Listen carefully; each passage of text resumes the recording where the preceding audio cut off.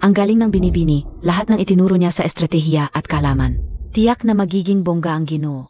At nag-aral pa ang Ginoo sa paaralan ng 1 taon. Sa pagsusulit na ito, tiyak na papasa ang Ginoo.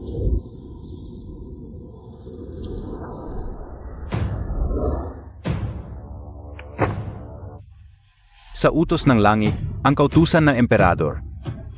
Ang isinulat na estratehiya ni Ginoong Yijinyan ng pamilyang Yi ay lubos na nagustuhan ng inyong lingkod, kaya't iginawad ang pangatlong antas na tanghal, ito'y ipinag-utos. Salamat sa biyaya ng hari.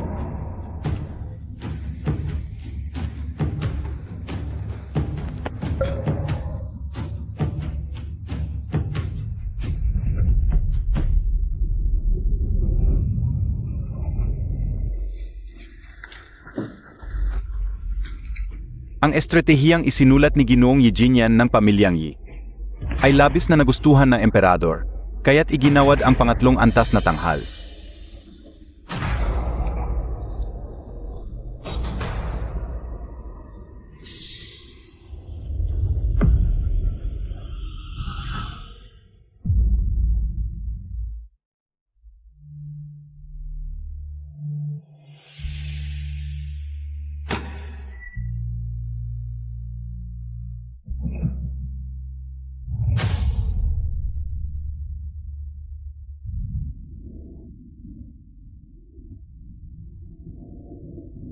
Mabuti, sa wakas ay may tanghal na ang aming pamilyang Yi.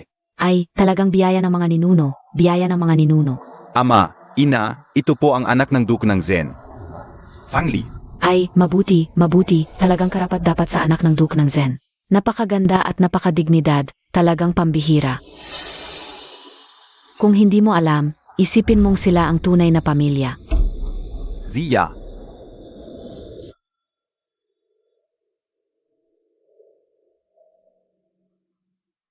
Gusto kong pakasalan si Fangli.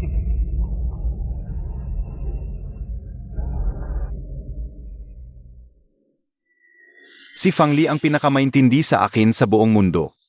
Noong nasa paaralan, siya ang kasama kong nagpuya sa pag-aaral, kaya ako nakapasa. Lahat ng ito ay utang ko kay Fangli, hindi ko siya dapat ipahama. Parang narinig ko na ito dati. Yejinyan. Noon, ganyan din ang sinabi mo sa akin.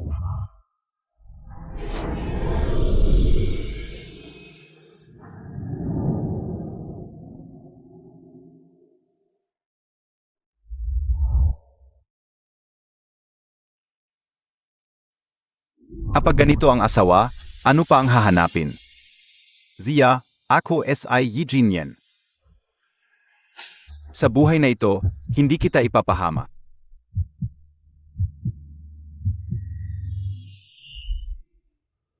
Xiao, ang aking pangako, siyempre naalala ko. Huwag kang mag-alala, ako si Yijinyan, hindi kita iwan. Ikaw Xiao, mananatili kang aking asawa. Si Fangli naman ay hindi selosa. Mula ngayon, dapat kayong mabuhay ng payapa. Naitanong mo na ba kay Binibini Fangli? Ang isang dalagang anak ng duke ay gustong magpakasal bilang pangalawang asawa sa pamilyang Ye. Si Fangli ay minamahal na anak ng Duke ng Zen. Paano siya magiging pangalawang asawa? Si Jinyan ay kukunin siya bilang pantay na asawa, walang mataas o mababa sa inyo. Pantay kayo. Mukhang matagal na ninyong alam ito. Kaya Yejinyan, ganito rin ang gusto mo. Ako. Ziya. Ang tungkol sa iyo, matagal nang sinabi sa akin ni Jinyan. Kung hindi dahil sa pakiusap ni Jinyan, hindi ako, isang binibini, magiging pantay sa isang babaeng taga-baryo. Sa hinaharap, dapat tayong maglingkod ng mabuti kay Jinyan, balang araw. Kapag si Jinyan ay umasenso, tiyak na may bahagi ka rin doon. Ang dalaga ng Duke's Mansion talagang hindi pangkaraniwan. Ang dalawang babae na naglilingkod sa isang asawa. Isang simpleng babaeng taga-bukid lang ako, hindi ko kaya yun. Pero sa mata ni Miss Fang, parang ordinaryong bagay lang yun. Ikaw, paano mo nagawa? Nakausapin si Fangli ng ganyan, si Yao. Ikaw ang asawa ni Jinyan, dapat isipin mo ang kapakanan niya palagi. Si Fangli ay ang minamahal na anak ng Duke. Kung papakasalan niya si Jinyan, ito ay swerte ng pamilya Yi sa maraming henerasyon. Pamilyar talaga ang mga sinabi mo. Noong araw ng kasal, ganyan din ang sinabi mo. At ikaw, nangako ka pa. Nais kong makuha ang puso ng isang tao. At hindi tayo maghihiwalay hanggang sa pagtanda. Mukhang. Ngayon, hindi na yon totoo. Xiao, alam ko ang iniisip mo. Huwag kang mag-alala. Hindi ka pababayaan ng pamilya Ye. Pagkatapos kong pakasalan si Fang Li, hindi kita pababayaan. Sang-ayon ako sa lahat ng sinabi ni Jinyan. Huwag kang mag-alala. Basta't alagaan mo ang mga magulang at si Jinyan. Payagan ko si Jinyan na pumunta sa kwarto mo isang gabi bawat buwan. Ang bait naman ni Miss Fang. Kailangan ko pa bang magpasalamat? Sa inyong dalawa, Si Yao, nagbigay na si Fang Li. Bakit mo pa kailangang mang-asar ng ganyan? Si Miss Fang, na anak ng Du, ay handang pantayin ang sarili sa isang babaeng taga-bukid. Bihira yon, tama. Pero itong si Xiao, masyadong selosa. Nga, normal lang sa lalaki ang magkaroon ng maaming asawa. Ikaw lang ang nagiging masyadong mapilit. Kung ako si Ginoong Ye, matagal na kitang iniwan.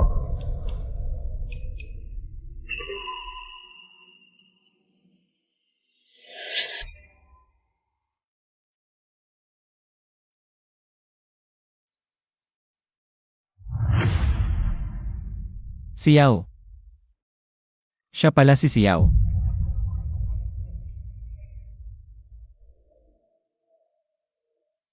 Ano ba, Zia? Kung gusto mo, ang lahat ng maliliit at malalaking gawain sa bahay ay ipapasa pa rin sa'yo. At ako, ang sasama kay Jinyan sa korte. Sa tulong ng Duke's Mansion, tiyak na magiging matagumpay ang karera ni Jinyan. pero kung ayaw ko, Ang asawa ang dapat sumunod sa lalaki. Wala kang magagawa. Xiao, ginawa ni Fang Li ito para sa akin. Paulit-ulit na pagbibigay, puno ng hirap, huwag kang magmalabis. Siya ay puno ng hirap. Ang pinakaapi dito ay ang aking amo. Ang inyong angkan ay lubhang dukha, ang lahat ng pangangailangan sa bahay ay galing sa dote ng aking amo. Noong may sakit ang matandang ina, ang amo ko ang nag-alaga ng buong puso. Nazan ka noon, azawa ka o? Nasa paralan. At naglalambingan sa babaeng ito. Huwag mong kalimutan. Ang lahat ng iyong kaalaman ay itinuro sa iyo ng aking amo.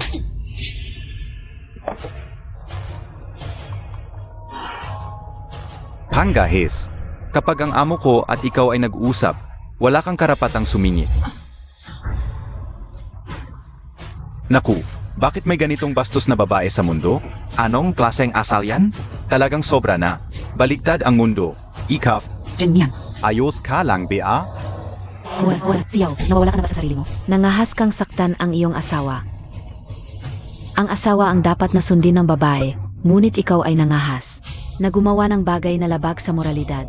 ang asawa ang dapat na sundin ng babae. Ngunit huwag mong kalimutan, may kasunod yan. Kung ang asawa ay hindi tapat, ang babae ay maaaring magpakasal muli. Ikaf, Sige, magpakasal ka na lang ulit. mula noon, normal lang sa lalaki ang magkaroon ng maaming asawa. Si Jinyan ay nais pakasalan si Fang Li bilang asawa mo.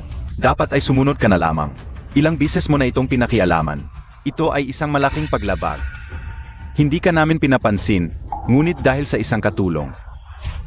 Sinaktan mo ang iyong asawa. Sabihin mo, sa anong paan ka karapat dapat maging asawa? Ang ibig mong sabihin, si Jinyan ay taksil. At dapat kong tiisin ito. Baka naman, gusto mo rin akong mag-ayos ng kasal niya? Karapat-dapat kabia? Karapat-dapat kabia? Noong kasal namin ni Jinyan, hindi ko masasabing buong kaharian. Ngunit ang lahat ng kasamahan ng aking ama at kanyang mga estudyante ay dumating upang batiin kami. Ang kanilang katayuan ay kasing taas ng buwan. Ikaw na galing sa kabundukan, pinayagan ka naming dumalo. Iyon ay biyaya na. Nais mo pang mag-ayos ng kasal? Sa tingin mo, karapat-dapat ka ba? Hindi ako karapat-dapat mag-ayos ng kasal para sa inyong dalawa. Kaya't hiling ko sa inyong dalawa, sana'y magkasama kayo habang buhay. Sa araw ng inyong kasal, aanyayahan ko ang pinakamarangal na panauhin sa buong mundo. Dumating para magbigay ng pagbati. Pinakamarangal na bisita. Sino ka ba? Anak ng isang mahirap na guro, sino pa ang maanyayahan mong mahalaga? Pero, lahat sila ay mga eskolar lang na walang kwenta. Sila ba? Pwede bang ikumpara sa mga tao ng Duke? Sige, tatanggapin ko. Gusto kong makita kung sino itong pinakamarangal na bisita mo, kung mas marangal pa ba, kaysa sa mga estudyante ng Duke. Ang buong mundo ay pag-aari ng emperador. Lahat ng tao ay mga sakop ng emperador. Kahit ang mga estudyante ng Duke, patungkol sa lahat ng opisyal sa korte, ay mga sakop lang ng emperador. Walang pinagkaiba sa atin.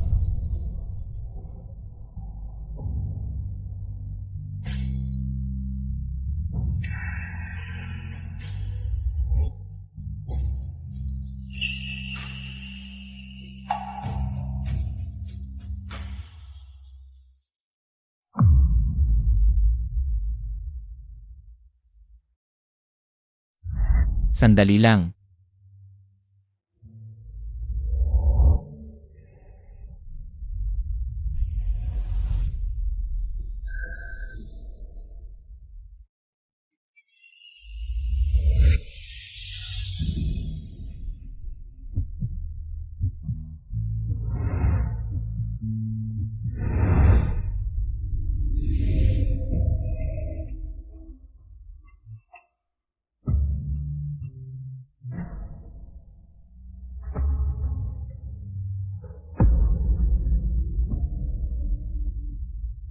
Ang apelyido ko ay Jiang.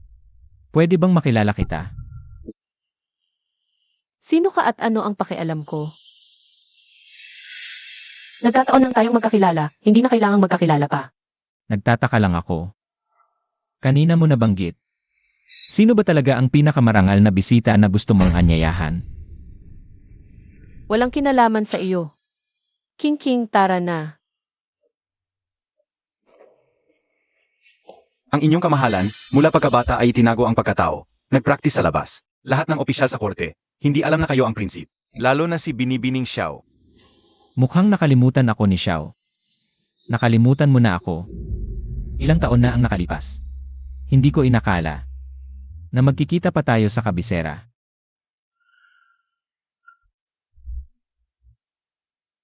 Kapag ikakasal na kayong dalawa, aanyayahan ko ang pinakamarangal na bisita sa buong mundo. Binibini.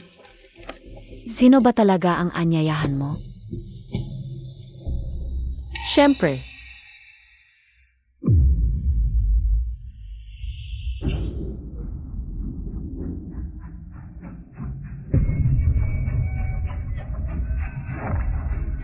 Bawal ang mga walang pakialam sa palasyo. si Xiao, ang inapo ng pamilya Si, humihingi ng audyensya sa emperador.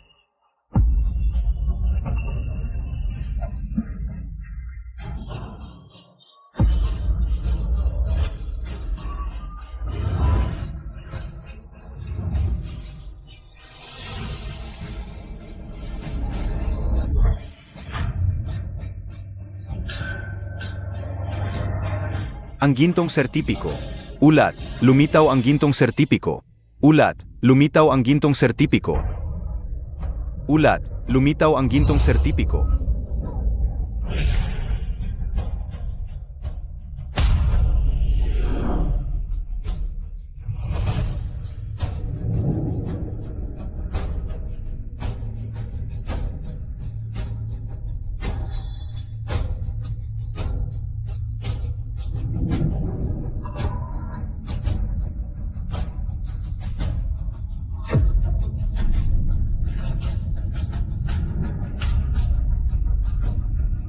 Ang buhay ko ay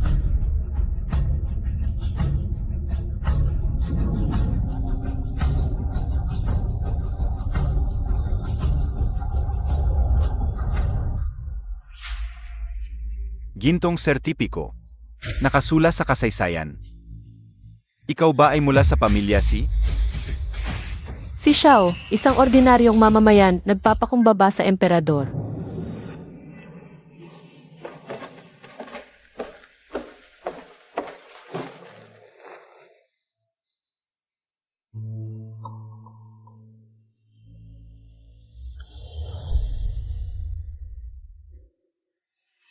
Talagang inapo ng pamilya si.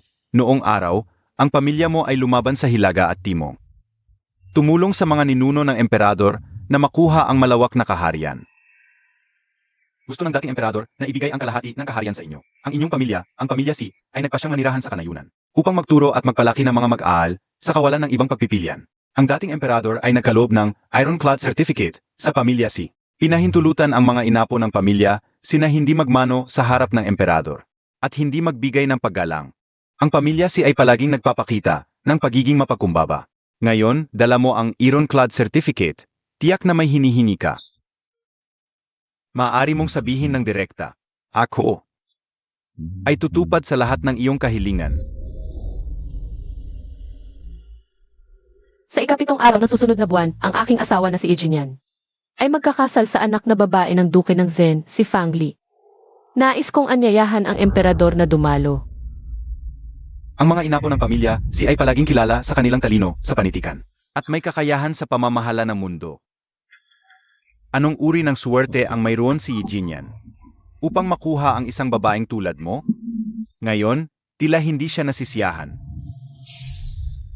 Sa palagay ko, ayaw na niyang maging top scholar. Emga Tauhan, kunin SI Yijinyan at alisin ang kanyang titulo at tanggalin sa kanyang posisyon. Opo. Sandali. Hindi ko nais na gamitin ang biyaya ng emperador para sa sariling kapakanan. Pakiusap, bawiin ang utos. Kung gayon, ano ang ibig mong sabihin? Nais kong hilingin sa emperador na dumalo sa ancestral hall ng pamilya Ye.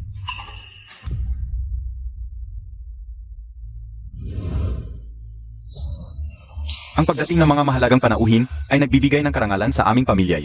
Ang pagkakasal sa pamilya ng duke ay isang malaking karangalan para sa amin. Isang biyaya na inabot ng maraming henerasyon.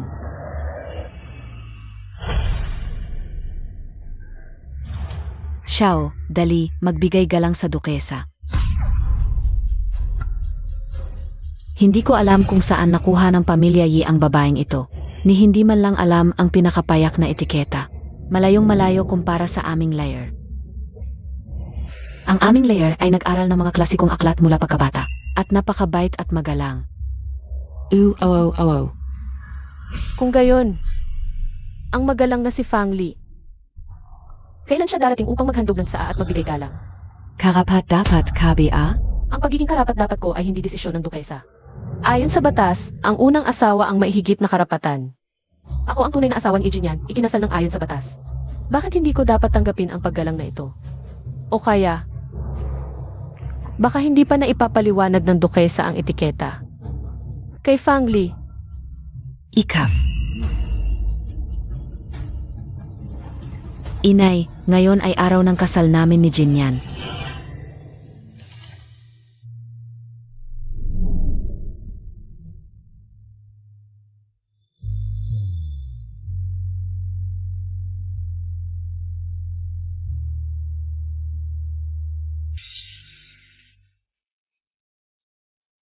Hindi mo kailangang makipagtalo sa ganitong uri ng tao. Si Jinyan ay naglaan ng maraming pagod para sa kasal namin. Binuksan muli ang ancestral hall ng pamilya Ye, pati ang alak sa harap, ay kanyang sariling ginawa. Si Shi, sa ganitong pagkakataon. Hindi mo pa ba naunawaan? Pwey, parehong hayop.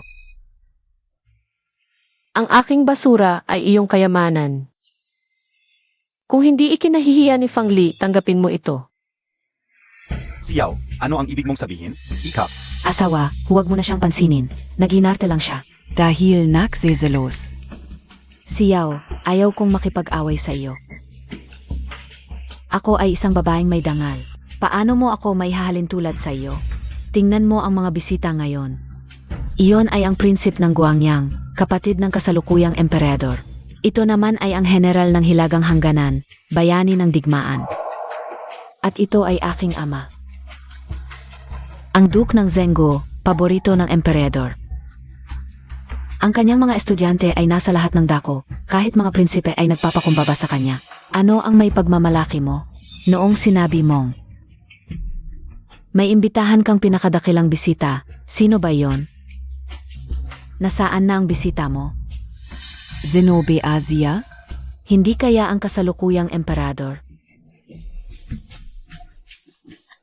Naku, sobra naman ang pagtingin mo sa kanya. Isang probinsyana. Malamang hindi pa nakakita ng emperador. Nga, nasaan na ang bisita mo? Baka natakot na. At hindi na dumating. Dumating ang emperador.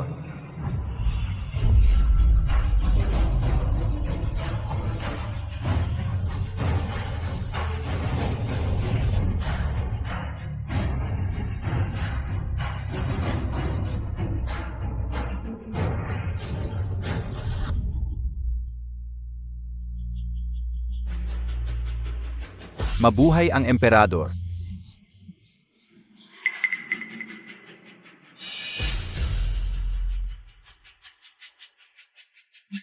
Xiao, ano ang ginagawa mo? Lumuhod ka. Gago ka. Gusto mo bang mamatay? Sino ba ang pinakasalan mo? Hindi lumuhod sa emperador, papatayin tayo nito. Naimbitahan niya talaga ang aking ama. Wala na tayo.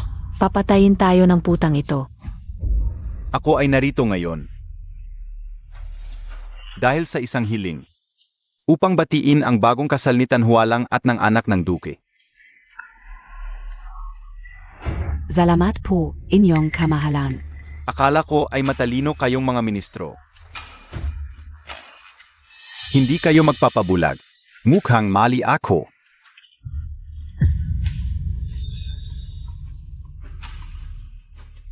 Emga hanggal, paano kayo magiging karapat-dapat sa tungkulin? Ako ay bulag, patawarin mo ako, inyong kamahalan. Patawarin mo ako, inyong kamahalan. Tanhualang. Ako po, narito. Gayon. Ikakasal ka na naman. Hindi ako nagdala ng anumang regalo para sa iyo. May dala akong isang mensahe para sa iyo. Sana sa susunod, mag-ingat ka na. Emga Cavani. Susundin ko ang payo ng emperador. Ayokong gamitin ang biyaya ng hari para sa sariling kapakanan. Nais kong anyayahan ang emperador na pumunta sa ancestral hall ng pamilya Ye. Bumalik na sa palasyo. Paalam sa emperador.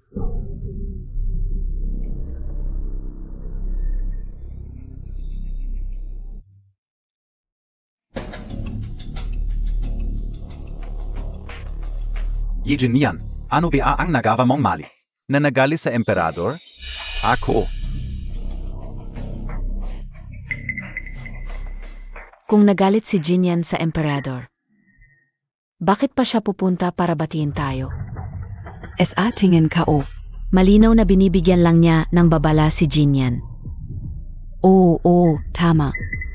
Kami Jinyan ay ang bisita na bulaklak lang na pinili sa pamamagitan ng banal. Estudyante ng hari, natural lang na mas mahigpit siya sa kanya. Tama. Ang pagpunta ng emperador para batiin tayo ay patunay kung gaano niya pinahahalagahan ka. Walang haya. Ziya, nakita mo na, kahit ang kasalukuyang emperador, ay dumating para batiin ako at si Fangli. Alam kong may galit ka, kaya ngayon, sa harap ng lahat. Ipapangako ko sa iyo, mula ngayon, kung paano ko tratuhin si Fangli. Ganon din ang gagawin ko sa iyo. Basta't huwag ka na lang mag-ingay. Kailangan ko bang magpasalamat sa iyo? Hindi ka binigyan ng regalo ng emperador. Pero ako, may handa akong regalo para sa iyo.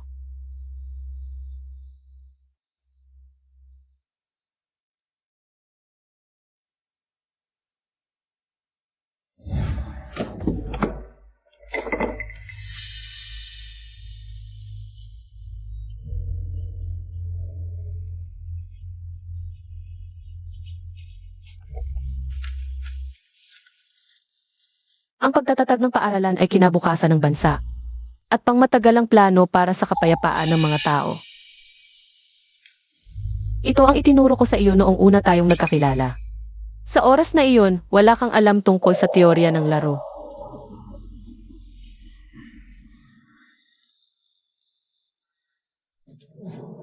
Ang bundok tae ay hindi tumatanggi sa lupa. Kaya naging malaki ito. Ito ang itinuro ko sa iyo pagkatapos nating ikasal. Dahil sa teorya na ito. Ganoon kung paano ka nakarating sa Royal Academy. At dahil din dito, nakilala mo si Fang Li.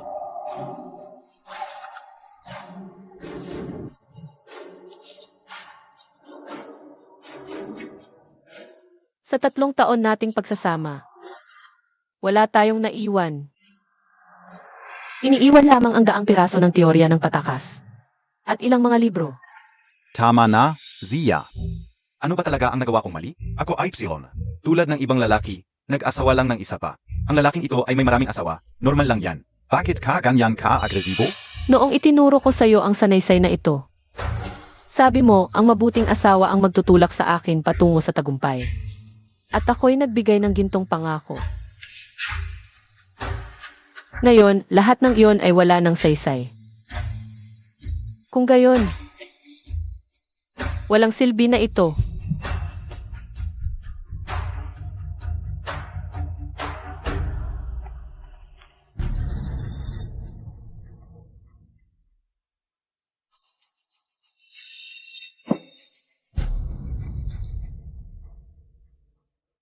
Tatlong taon ng pagmamahalan, isang malaking kalokohan.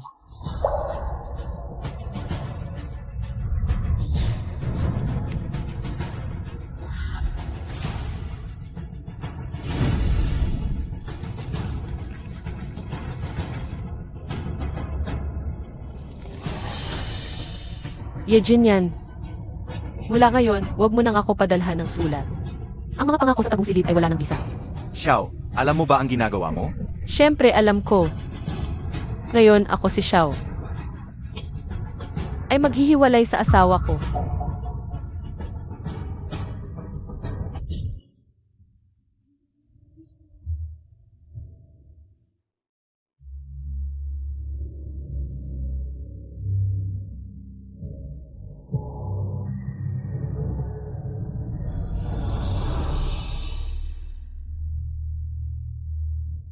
Ang kwerdas ay naputol, ang salamin ay nabasag. Ang pagmamahalan ay naglaho, magpakailanman tayong maghihiwalay. Ang dating pagmamahalan ay tapos na. Sa hinaharap, tayo'y magiging estranghero. Ngayon, ako si Xiao, kasama ang bagong graduate na si Ejin, ay maghihiwalay. Ito ang aking pangako. Ito ang kasulatan ng paghihiwalay.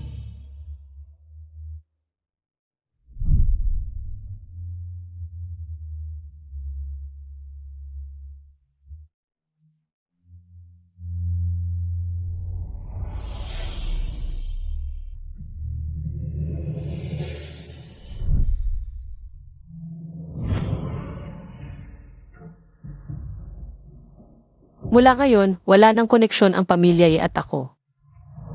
Wala nang anumang relasyon. Kung lalabagin ko ang pangakong ito, gaya ng ballpen na ito,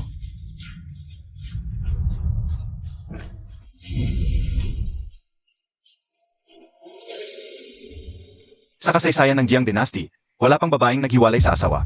walang ganitong president. Ako si Xiao, ang magiging unang halimbawa. Ayon sa batas, ang babaeng naghihiwalay sa asawa ay dapat makulong ng 3 taon. Ang buhok ay itinali bilang mag-asawa. Nagmamahalan ng walang pagdududa. Kung ang pagmamahalan ay nawala na, bakit pa tayo magkakasama? Kahit 3 taon, o kahit 30 taon, ako si Xiao ay tatanggapin. Bukas, ako mismo ay pupunta sa opisyal para sa parusa.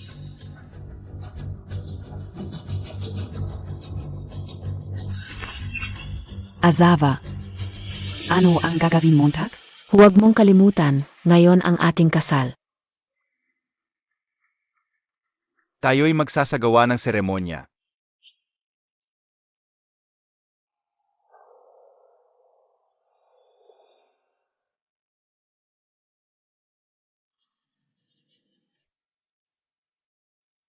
Ama, ang anak mo ay nagpasya ng maghiwalay sa asawa at umalis sa pamilya niya. Ayon sa batas ng ating kaharian, ang babaeng naghihiwalay sa asawa ay dapat makulong ng 3 taon. Kahit na ang pamilya si ay may pribilehiyo. Ang anak mo ay laging naaalala ang iyong mga aral. Ang lahat ay dapat sumunod sa batas. Ngayon, pupunta ako sa opisyal upang tanggapin ang parusa. Sa loob ng 3 taon. Si Kingking ang hahalili sa akin upang mag-alay sa puntod. Sana'y huwag magalit ang ama.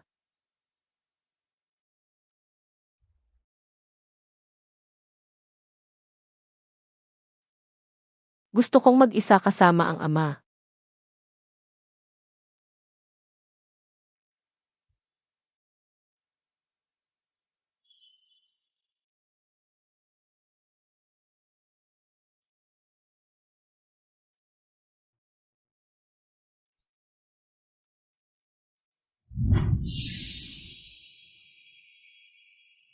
Ang libu-libong bundok at ilog ay mananatili magpakailanman, kalahati para sa angkan ng Si at kalahati para sa angkan ng Jayang. Yuhinsi, hindi ko inaasahan na makikita ko pa ang iyong anak na babae ngayon.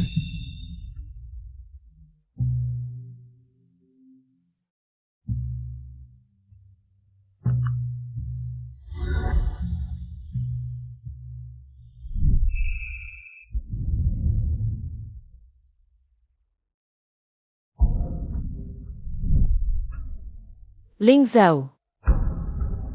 Ginoong Jayang. Ikaw, Ang tagal nating hindi nagkita. Si Xiao, kumusta ka na? salamat sa pag-alala, Ginoong Jayang. Si Xiao ay maayos ang lahat. 10 taon na tayong hindi nagkita. Sa pagitan natin, bigla na lang tayo naging estranghero.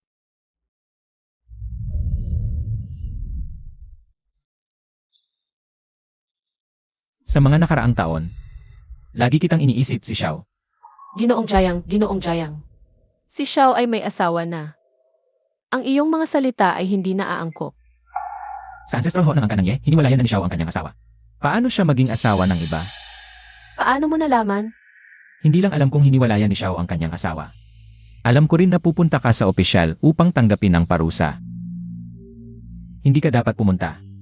Ang prepektura ng Jingzhou ay estudyante ng Duke Zhen. Hayaan mo na akong bahala sa bagay na ito. Kung alam mo na ang prepektura ng Jingzhou ay estudyante ng Duke Zhen.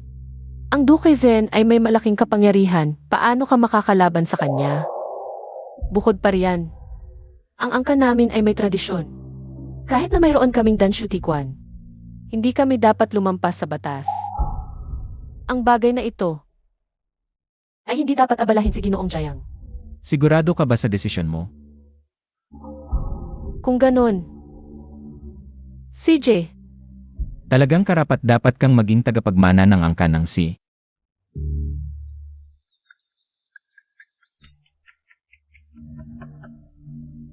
Si Xiao, naging mag-asawa tayo, ayaw kitang makulong. Kung gusto mong bawiin ang kasulatan ng paghihiwalay, maaari kong kalimutan ang lahat. Na nangyari. ang tubig na nasabog ay hindi na mababawi, ang salamin na nabasag ay hindi na maitatama. Yetan Hua, huwag ka nang mag-aksaya ng salita. Xiao, sinasabi ko ang mga ito para sa iyong kapakanan. Ikaw ay isang mahinang babae, at wala kang kalungan mula sa iyong pamilya. Paano ka mabubuhay sa mundong ito na puno ng hira? Hindi mo pa ba naunawaan? Ang Yimansyon ang pinakamabuting tahanan para sa iyo. Ang langit ay bubong, ang lupa ay tahanan. Malaki ang mundo at laging may lugar para sa akin. Ngunit Yetan Hua, nang sinabi mo ang mga salitang ito, naisip mo ba ang iyong bagong kasal na asawa?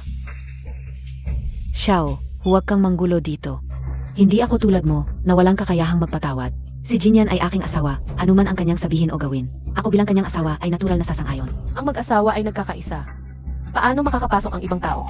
Si Fang Li ay maraming alam sa mga aklat. Ngunit handa ka pa ring maging bihag ng mga tradisyong ito. Huwag kang magsalita ng kung ano-ano. Ang aking asawa ay nagsasabi ng mga ito para sa iyong kapakanan. Huwag kang walang utang na loob. Jinyan. Ang pamilyang Si ay naghahanap ng sarili nilang kamatayan. Bakit mo pa sila pinapakialaman? Zia, Ikaf. Huwag kang magpatuloy sa iyong kamalian. Ang patuloy na pakikipag-ugnayan sa inyong pamilyang Ye. Ang tunay na kamalian.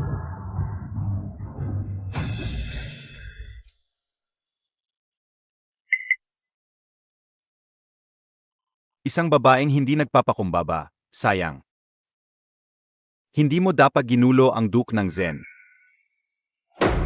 Sino ang nakatayo sa harap ng hukuman? Ako ay si Xiao, isang karaniwang babae. Humph. Ang liham na ito ng paghihiwalay, ikaw ba ang sumulat nito? Nandoon ka ng araw na iyon. Bakit mo pa ito itinanong? Ikaf. Bolt na Zia. Bilang isang babae, naglakas loob kang hiwalayan ang iyong asawa, alam mo ba ang iyong kasalanan? Hindi. Ang babae na humiwalay sa kanyang asawa ay labag sa batas ng ating kaharian. Aminado ako sa kasalanan. Ngunit ang batas ay hindi patas. Kaslasan. Bold. Naglakas loob kang hamunin ang batas ng ating kaharian, dagdagan ang iyong parusa. Mga tauhan, dakpin si Xiao at ilagay sa bilangguan.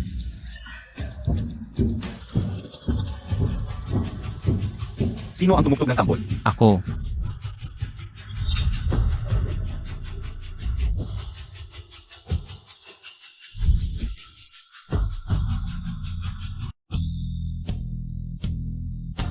Zenozia. Alam niya na ang prefecture magistrate ay isang estudyante ng Duke ng Zen. Bakit mo pa ipinapanganib ang iyong buhay? Ang inyong kamahalan, hindi dapat mabunyag ang pagkakakilanlan. Kaya, paano natin ililigtas si Xiao?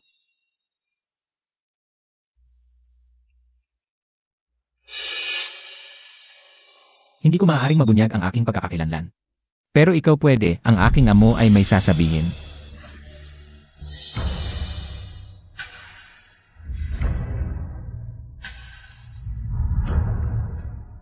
Narito ang utos ng hari.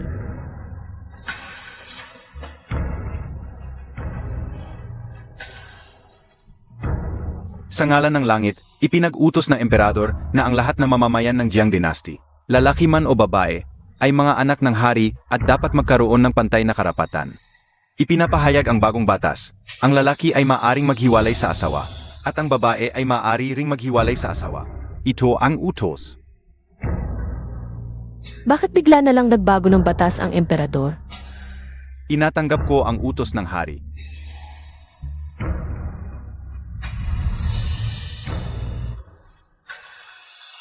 Ang batas ay nabago na, ang paghihiwalay ni Madam Si ay hindi labag sa batas. Kung ganong, maaari kang umalis ng mag-isa. Swerte mo. Tayo na.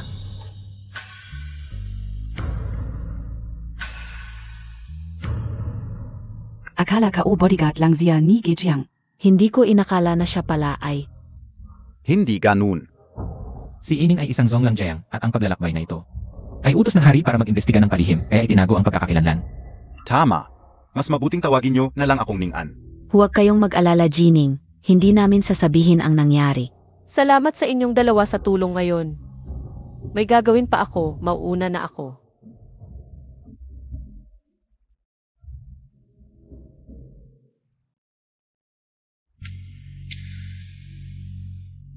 Kamahalan, bakit hindi nyo na lang sabihin kay Xiao na hinahanap nyo siya? Matagal na tayong hindi nakita. Naging estranghero na siya sa akin. Hindi pa ito ang tamang panahon para sabihin ito.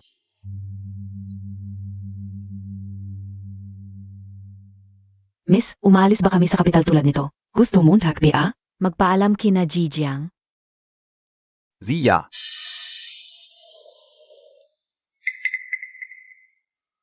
Talagang hindi ka mapapagod. Zia. Narinig kong babalik ka sa Jiangdong. Alam kong mahirap ang kalagayan mo matapos mong iwan ang pamilya eh. Pero hindi lang pagbalik sa Jiangdong ang opsyon mo. Zia. Kahit hiwalay na tayo, maaari ka pa ring umasa sa akin. Ano ang ibig mong sabihin? Ako ay bulaklak ngayon. Maaari kong rente ng bahay. At alagaan ka roon. Hindi ka naman mapapahiya bilang aking kerida. Inosente ka ba o tanga talaga? Kung gusto kong maging kerida, bakit ko pa hinayaan ang sarili kong iwan ka sa harap ng publiko? Xiao, tinutulungan kita. Bakit ka pa nanlalait? Ang kabutihan ni Iye, baka hindi ko kayang tanggapin. Ikaf. Ziga. Kung ganon, gusto kong makita. Kung paano mabubuhay ang isang mahinang babae tulad mo. Xiao, Huwag mong sabihing hindi kita binalaan, kapag iniwan mo ako, magugutom ka rin. Ako, paano may taong ganito kakapal ang mukha sa mundo? Binibini, hindi ka ba nagagalit? Hindi sulit para sa ganitong tao, tayo na.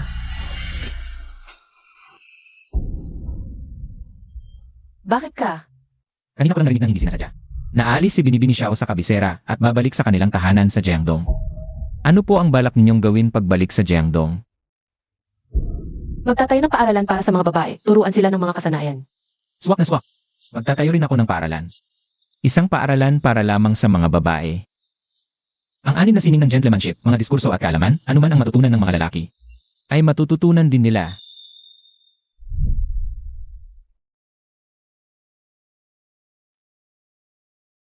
Tatay, bakit ako lang ang babaeng mag-aral sa paaralan? Ang paaralan, mula pa noong una, ay para lamang sa mga lalaki. Ang buhay ko ay nasa akin. Karamihan sa mga magulang ay ayaw ilantad ang kanilang mga anak na babae. Nais ko man, wala akong sapat na kapangyarihan. Pabaguhin ito. Huwag kayong mag-alala, Tio C. Balang araw, gagawin kong lahat ng babae ay makakapag-aral tulad ni Xiao. Yung mga sinasabi ko lang noon ng pabiro. Pinagsisikapan niyang tuparin hanggang ngayon. Handa na ang lahat para sa paaralan, pero kulang pa tayo ng guro. Yung mga matatandang guro, makaluma ang pag-isip. Ayaw talaga nilang turuan ang mga babaeng mag-aaral. Hindi ko alam. Hindi ko alam kung ano ang masasabi ni Ijay ang tungkol sa akin. Binibini Xiao, bihasa sa literatura at sining ng digmaan, napakagaling sa pagsusulat. Isang malaking karangalan na makuha ka bilang guro para sa mga kababaihan. Kakalabas mo lang sa bahay ni Jie, nakikipagbiruan ka na agad sa ibang lalaki. Anong klaseng asal yan? Asawa, nakauwi ka na.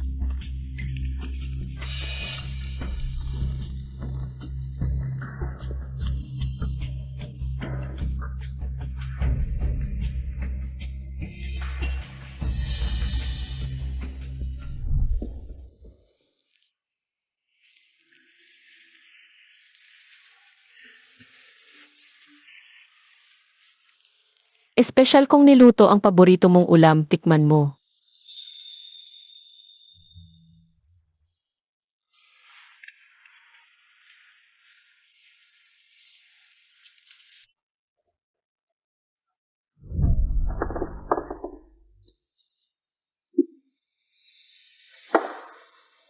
Nagpalit ba ng chef sa bahay? Hindi po, lahat ng ito ay personal na inihanda ng misis para sa inyo. Kumusta? May mahalagang bagay akong asikasuhin. Kain ka muna mag-isa. Oy.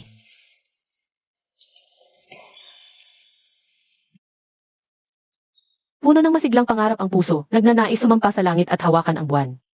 Paaralan ng buwan. Napakaganda. Binibini Xiao. CJ.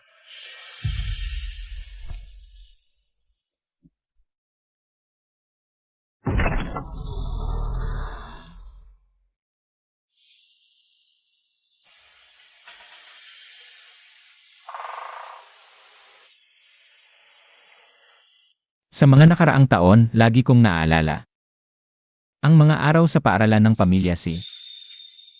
Sayang. Patay na si Tio C. Ang magagawa ko na lang ay ito. Mas maganda pa ang nagawa mo. Ginoong Jayang. Oras na para ipahayag sa lahat. Ang tungkol sa paaralan para sa mga babae. Ano? Babeng guro? Kalokohan. Sa mundong ito, paano may babae na magtuturo ng pagbabasa? Tama. Kahit gaano kahirap ang pamilya, hindi dapat tinapayagan ang babae. Magpakita sa publiko. Oo, hindi lang. Siya yung dating asawa ni top scholar Yi. Ganon ba? Binibini, nitong mga nakaraang araw, maraming tao ang pumupunta sa paaralan para manood, pero kakaunti lang ang talagang gustong mag-aral. Paano na kung ganito ang mangyayari? Noon, wala pang paaralan para sa mga babae. Normal lang na may duda ang mga tao. Maghintay tayo, may mga babae ring gustong pumasok. Sa paaralan para matuto. Zia. Nababaliw ka ba? Akala ko ayaw mong maging kerida. Kasi may iba kang plano. Pero dito ka pala magpapakita sa publiko bilang babaeng guro? Ano naman ang problema sa babaeng guro? pagtuturo at paghubog. Kaya ng iba, bakit hindi ko kaya? Hindi ka ba nahihiya magtanong ng ganyan? Alam mo ba ang sinasabi ng mga tao sa labas tungkol sa iyo? Si top scholar ya pala ang nag-aalala. Huwag kang mag-alala. Wala na akong kinalaman sa pamilya ninyo. Kahit anong chismis ang lumabas, hindi ito makakaapekto sa pamilya ninyo. Zia, Ikaf. Bakit ka ganyan katigas ang ulo? Tingnan mo, sa napakaraming paaralan sa kabisera. Sino bang kukuha ng babaeng guro? Ang babae dapat ay nasa bahay lang, nag-aalaga ng asawa at anak. Ano bang ituturo? Baka nakalimutan ni top scholar ye. Kung hindi ako nagturo sa iyo ng mga aralin, paano ka makakapasok sa Royal Academy? At maging top scholar? Ako. Basta, hindi ka na dapat magturo. Ngayon din, umalis ka sa paaralan. Ang dami mong pakialam, top scholar ye.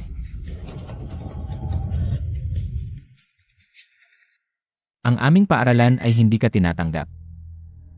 Ginoong Ye, mauna ka na.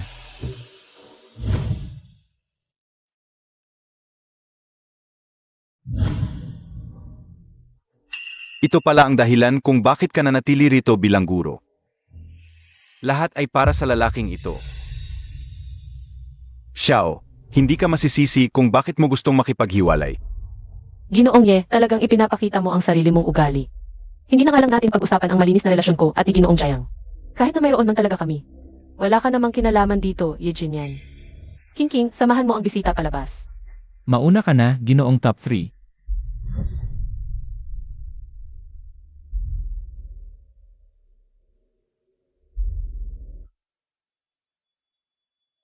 Mula umaga hanggang ngayon, hindi ko nakita ang asawa ko. Alam mo ba kung saan siya pumunta? Ayon sa mga alila sa bahay, pumunta siya sa Bright Moon Academy. Yung academy para sa mga babae na pinag-usapan? Oo. Ano ang ginagawa niya doon? Hanapin si Xiao, na ngayon ay guro sa Bright Moon Academy. Ano? Kahit nakipaghiwalay na, si Jinyan ay pinupuntahan pa rin siya. Baka magkaroon ng problema. Dapat gagawin kung hindi naman natin si Xiao. S.A. Kabizara. Binibini, saan ka pupunta? SA Academy. Mukha kang maganda, sayang ang oras mo. Sa pagpasok dito, mas mabuti pang pag-aralan mo kung paano maglingkod sa lalaki. Hoy, huwag kang alis.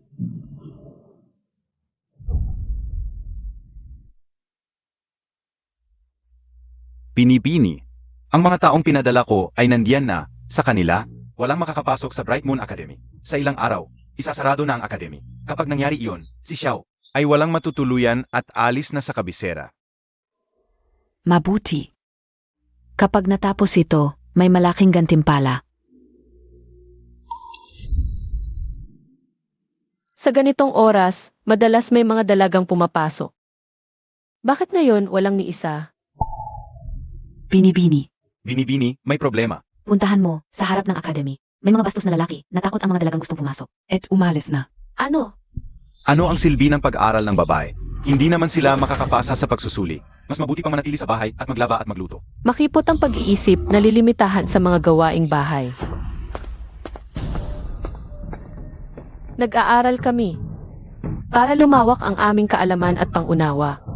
Kahit hindi makapasa sa pagsusulit, makakatulong kami sa pamilya at sa bayan. Hindi ninyo kayang isipin iyon. Pero ikaw, walang ginagawa kundi mag-away at manggulo. Talagang walang silbi. Tama. Isang lalaki dahil marami kayo nananakot sa harap ng paaralan. Kami na mga mahihinang babae talagang walang hiya.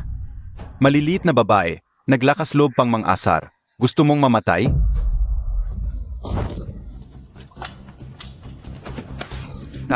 Sa opisina ng gobyerno. Xiao, okay ka lang?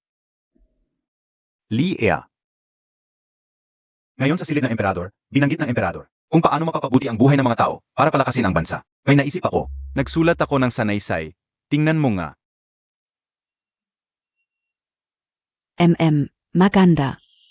Mahal, ito ang bagong dating na Longjing. Subukan mo. Ang mga taong ipinanganak sa mahirap na lugar dapat tulungan ng malawakan. Sa pagkakataong ito, ipinakita mo ang iyong kabutihan at katarungan, napakaganda. Pero sa tingin ko, ang magbigay ng isda ay hindi kasing halaga ng pagturo kung paano mangisda. Tama ang sinabi mo, mahal. Ginoo, may masama. Pinabantayan ko sa kanya ang Minyo Academy. Ngayon nagpanik siya. Baka may nangyari kay Xiao. Hoy mahal, saan ka pupunta?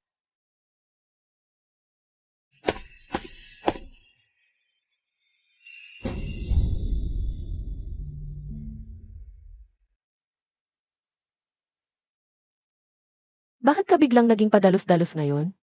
Paano kung may nangyari talaga? Ano ang gagawin natin? Kaysa sa masaktan ka, mas gugustuhin kong ako na lang ang masaktan.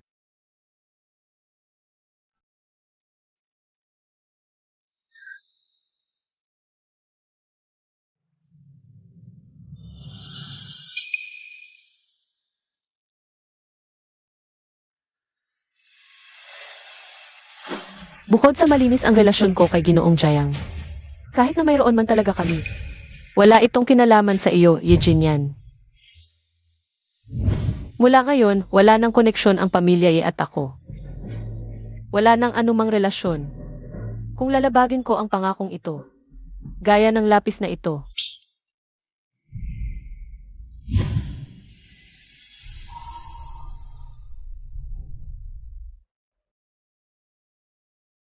Xiao. Ako. may isa pa akong gamot kukunin ko.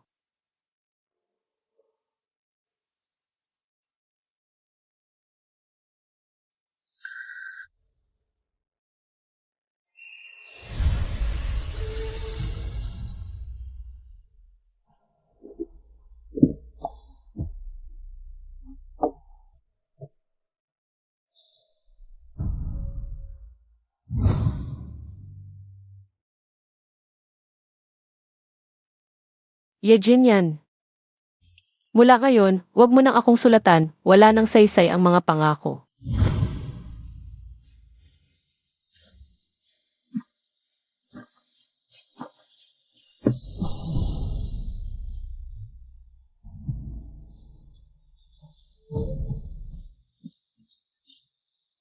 Mahal, bakit ka ganyan kalasing? Zia. Pesensya na sa iyo. Yi Jinyan. Kung ganito ka, ano na ang halaga ko?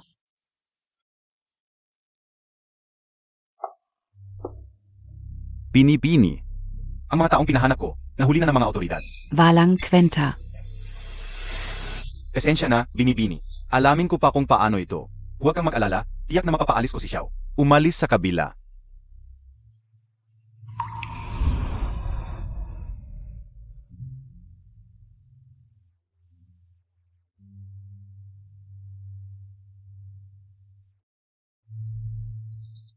Ang iyong mataas, ang mga nagbigay ng problema, ay lahat ay nahuli. Pero, kahit anong kahirap ang gawin sa kanila, hindi nila masabi kung sino ang utos.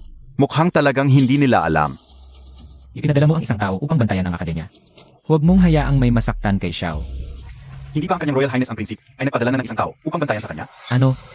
Kanina nang lumabas ako, may nakita akong mga gwardiya na nakasuot bilang bantay sa labas ng akademya. Hala, may panganib kay Xiao. Tara.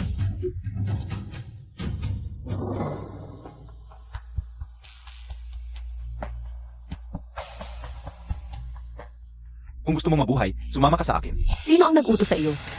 Huwag na magsalita, sumama ka na.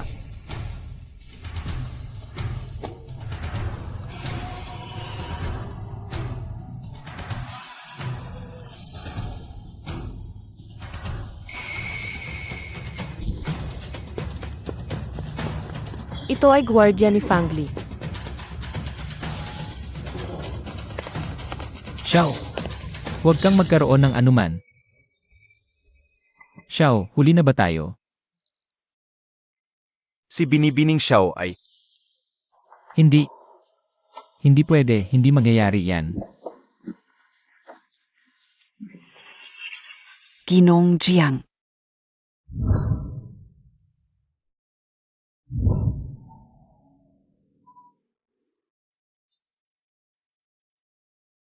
Siya. Nasaan siya? Jayang Lingzhao.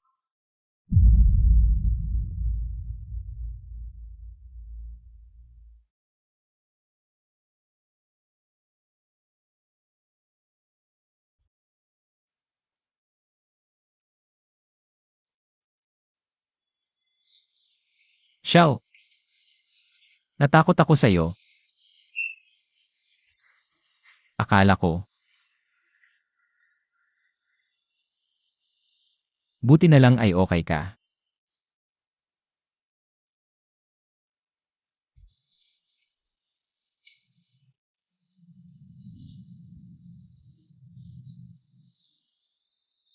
Maliit lang na sugat, okay lang. Sino? Ang nangahas na saktan ka. Ano ba talaga ang nangyari?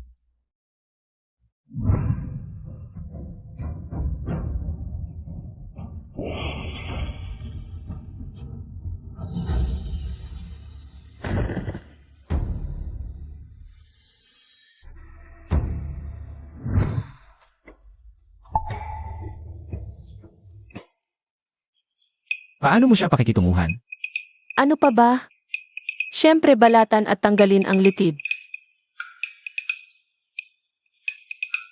Masyadong komplikado ang balatan at tanggalin ang litid. Sa tingin ko, putulin na lang ang mga kamay at paa at ilagay sa banga. Wala akong kinalaman dito. Si Fang Li ang gustong. Zia living buyings. Ginoong Jayang, may isang bagay akong nais ipagkatiwala sa iyo. Ano yon? Pabalik ang lalaki na ito sa Yefu. At gawin itong maringal, mas maraming makakaalam, mas mabuti. Miss, mas mahusay na ibalik ang mga tao sa gobyerno ng direkta. Bakit ipadala ito pabalik sa Yefu? Si kapatid na Xiao ay gustong samantalahin ang sitwasyon. Samantalahin ang sitwasyon? Ano ba ang ibig ninyong sabihin? Matagal nang nakapaskil ang anunsyo ng paaralan. Pero walang pumupunta. Sinasabi namin sa labas na kung ano ang pinag-aaralan ng mga lalaki, yun din ang ituturo namin. Pero salita lang yan, sino ang maniniwala? Kailangang malaman ng lahat na ako, ang babaeng guro, ay may tunay na kakayahan. Walang mas magandang patunay kaysa sa pagtalo sa dalaga ng Duke's Mansion. Huwag kang mag-alala, Xiao. Siguradong ibabalik ko siya. Nang maranggal sa Ye Mansion. Narito kami sa Mansion para maghatid. May mensahe si Binibining Xiao na ipinapaabot.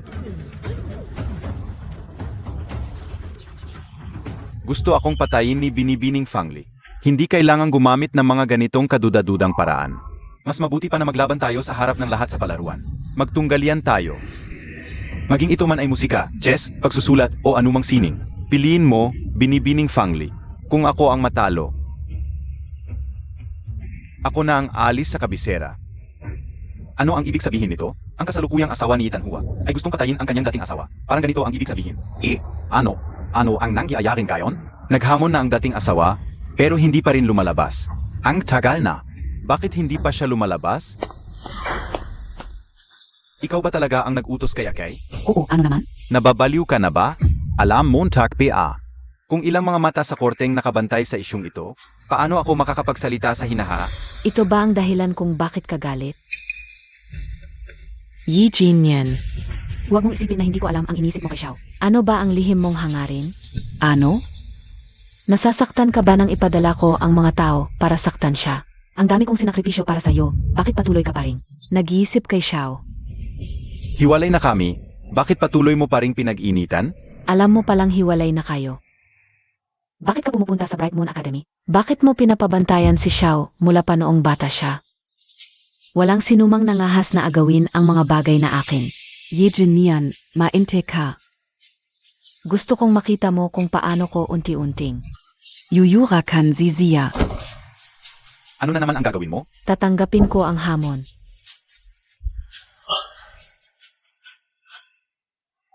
Binibining Fang Li. May mensahe si Binibining Xiao na ipinapaabot. Hindi pa lumalabas, ang tagal na. Nandito na. Oy, lumabas na, lumabas na. Balikan mo si Xiao. Tinatanggap ko ang hamon na ito, 3 araw mula ngayon. Gusto kong makipagkompetensya sa kanya sa paaralan sapat lang archery gentleman 6 na kasanayan. Ito ang pundasyon ng paaralan. Isang guro siya, hindi pwedeng hindi niya alam ito. Isang babae, kaya ba? Nakpupula lang. May masasaksihan tayo, ang yabang ng dating. Ang galing, may masasaksihan tayo. Nahulaan mo na magkakaroon kayo ng paligsahan sa paghuhugas ng pana. Walang alam si Fang Li sa musika, chess, pagpipinta at pagsusulat. Pagdating sa diskurso at kaalaman, hindi siya makakapantay kay Eugene yan. Kasing talino niya, gustong durugin ang aking pagkatao. Siyempre, pipili siya ng mga bagay na hindi karaniwan sa mga babae. Pero hindi niya alam, ang kapatid na si Xiao ay tagapagmana ng pamilya si. Ang pangangabayo at paghuhugas ng pana ay hindi mahirap para sa'yo. May isa pa akong hihilingin kay Ginoong Jayang. Pakiusap. Ipagkalak ang tungkol sa aming paligsahan sa paghugas ng pana.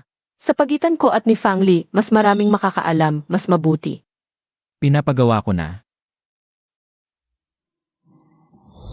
Narinig nyo na ba? Ang babaeng guro ng Minyu Academy. Ako ay makipagkumpetensya sa malaking babae ng gobyerno ng bayan upang shoot arrows sa bakuran ng paaralan. Ang anak ng Duki, estudyante ng dakilang arkero. Para sa akin, ang babaeng guro ay naghahanap ng kamatayan, ang paghuhugas ng pana. Isa sa 6 na sining ng isang gentleman. Kung matatalo pa siya rito, paano pa siya magtuturo sa iba?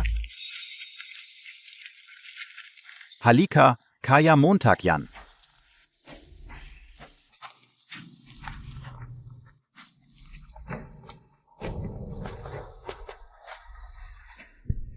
Naniniwala ako na mananalo si Xiao. Kung may mangyaring hindi inaasahan, huwag kang mag-alala. Ako ang sasalo ng lahat ng kahihinatnan. Miss, nagsimula na ang paligsahan. CJ.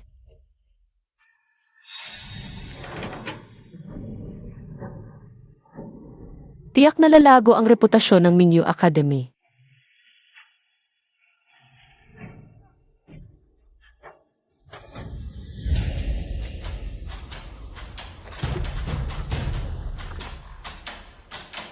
Sa paligsahang ito, bawat isa ay may 3 pana. 1 punto sa target sa bakuran ng paaralan at hit ang puso. Ang may pinakamataas na puntos ang mananalo.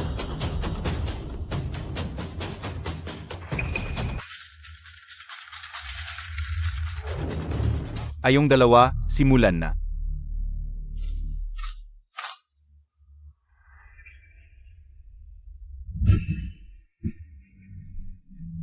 Naglagay ako ng marka sa isang pana.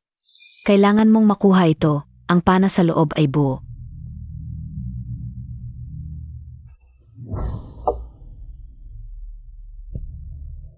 Hindi mo ba narinig? Estudyante ako ng dakilang arkero.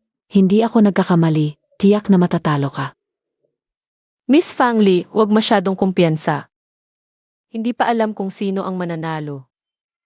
Ikaf. Ziege. Titingnan ko kung ano ang mukha ni Miss Xiao kung matatalo siya. Anong mukha pa ang mayroon siya para turuan ang iba ng 6 na sining ng isang gentleman?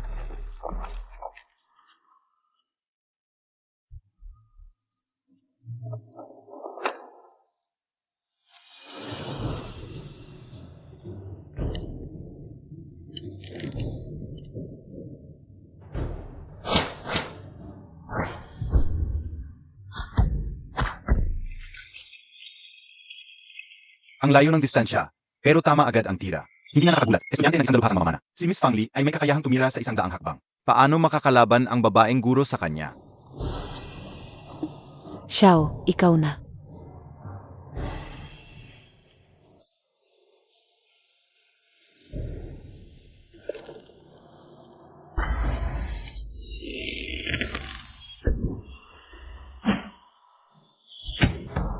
Wow!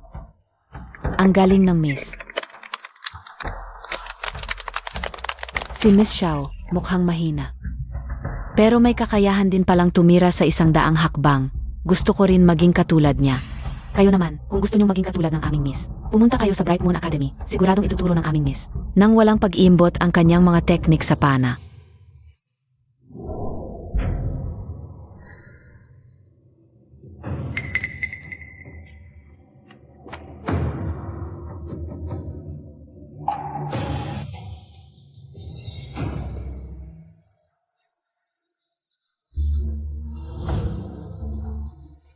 Bilang inaasahan ng kanyang mataas, sila ay gumawa ng isang bagay sa mga arrow. Ang iyong highness ay tulad ng sorpresa. Papayagan ka o kita. Ibabalik ko ang lahat ng pana.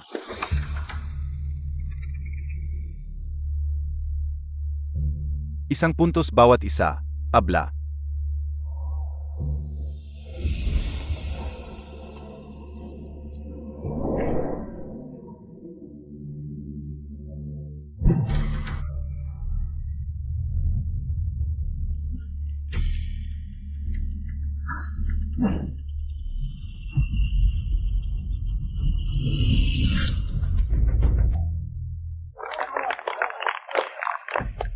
Ang lakas ng tira.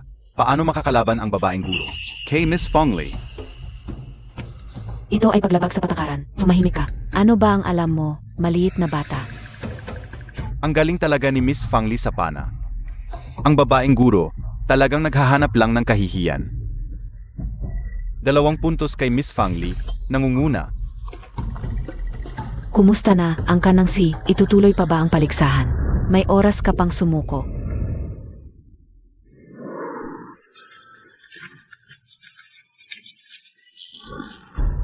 Para matumba ang aking pana, kailangan ng tumpak at lakas. Akala mo ba, kayang gawin ito ng kahit sino? Masyado kang naive.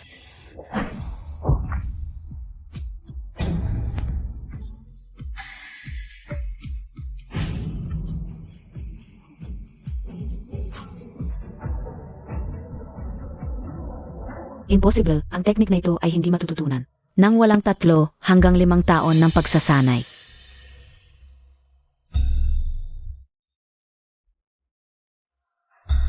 Isang puntos bawat isa. Tabla. Ang galing ni Xiao sa pana, hindi talaga siya pangalawa sa akin. Hindi pwede, hindi ako dapat matalo sa kanya. Basta't matumba ko lang ang isa pa niyang pana, kahit paulit-ulit niyang gawin. Tabla pa rin.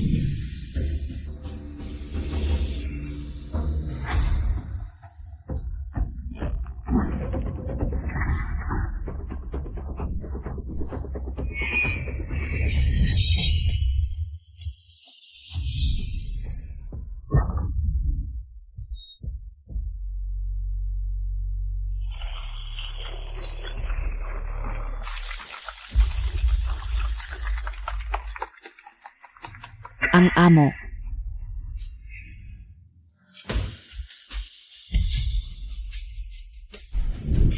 Ang galing ng Miss. Ang galing na ni Miss Fongli sa pana. Pero ang babaeng guro ng Bright Moon Academy ay mas magaling pa. Ang galing, ang teknik ni Miss Xiao sa pana. Hindi talaga pangalawa sa mga lalaki. Ang 6 na sining ng isang gentleman, walang pagkakaiba ang lalaki at babae. Ang kayang gawin ng lalaki, kayang gawin din ng babae. Magaling.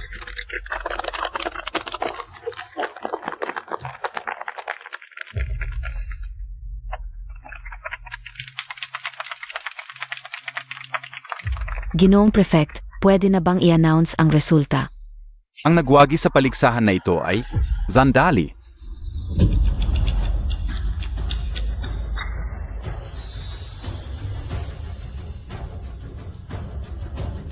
Paligsahan sa pana. Layunin nitong ihambing ang katumpakan ng mga palaso upang matukoy ang panalo. Mayroon bang gumamit ng palaso sa gitna ng laban para pabagsakin ang palaso ng kalaban at manalo? Hindi mo ba talaga napapansin na ang ikatlong palaso ni Xiao ay may problema? Pasensya na, binibini Xiao, ako'y isang maliit na alkalde ng kabisera. Hindi ko kayang saktan ang duke ng Zen. Ang pagpapana ay naghahanap ng katapatan sa sarili. Dapat maging tapat bago magpana. Ayon sa etika ng pagpapana, ang ikatlong palaso ni Binibini Xiao ay talagang hindi patas.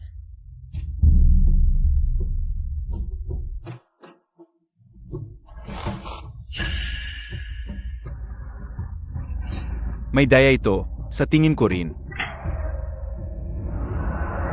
Ano ba ang ibig sabihin nito? Bago ang paligsahan, sinabi lang na titingnan kung sino ang mas magaling sa pana. Wala namang ibang hinihingi. Kung susundin ang sinabi ng alkalde ng kabisera, malinaw na si Binibini Fongli ang unang gumamit ng daya. Tama, Binibini Zia. Ang ikatlong palaso ay talagang tusong-tuso. Ang sinabi ng alkalde ay walang katuturan. Mine guy.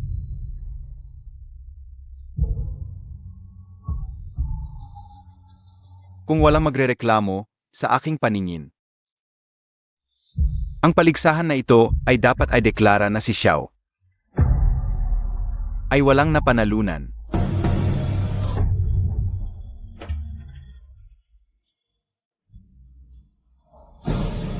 Ginoo, paano mo nababaliktad ang katotohanan? Lahat ay nakakita na ang aking amo ang mas magaling sa pana. Tama, Ginoo, huwag kang maging bias. Mga bastos na mamamayan, kayo'y nagdududa sa akin at naninirang puri sa opisyal ng pamahalaan. Ito ay krimen ng paggulo sa pamahalaan na dapat tarusahan ng kamatayan.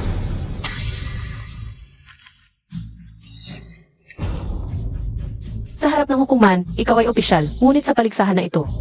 Bilang hukom, dapat kang maging patas at makatarungan. Sa harap ng maraming tao, kayo'y nagkakasala ng pandaraya. Zia, sinabi mong ikaw ang nanalo. Bukod sa iyong katulong, mayroon bang ibang sasaksi para sa iyo?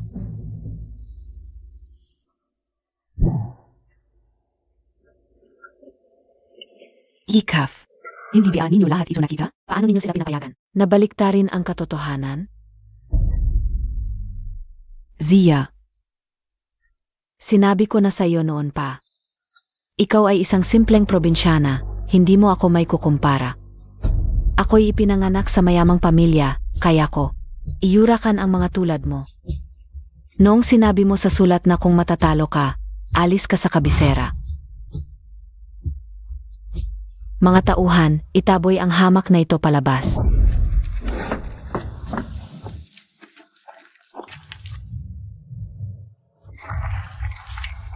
Sino ang may lakas ng loob na galawin siya?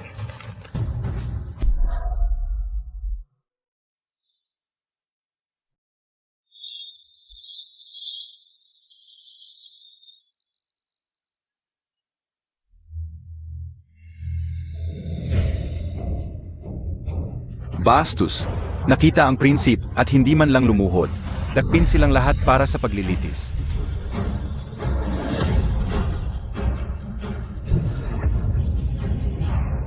Mabuhay ang prinsip.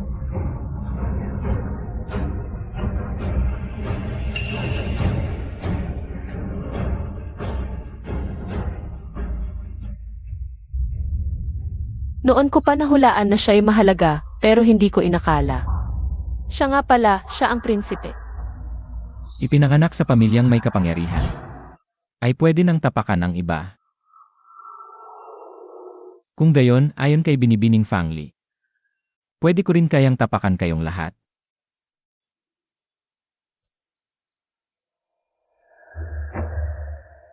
Kung ang mga opisyal ng korte ay tulad ninyong nag-aabuso ng kapangyarihan, saan na ang respeto sa gobyerno? Saan na ang hustisya sa mundong ito? Kagalang-galang na punong lalawigan. Duke, ang laki talaga ng inyong kapangyarihan. Nakangahas kayong baliktarin ang katotohanan sa harap ng madla. At pagbaliktarin ang tama at mali. Nitong mga nakaraang taon, inutusan ako ng aking ama na itago ang aking pagkakakilanlan upang masdan ang buhay ng mga tao. At alamin ang mga tulad ninyong patuloy sa kasamaan. Ako'y nakakasala. Maaari po bang kahabagan kami ng inyong kamahalan? Pakiusap, kahabagan po ninyo kami. Mga tauhan, Narito po. dalhin niyo ang dalawang ito. Maraming salamat sa inyong kamahalan sa pagbibigay ng hustisya.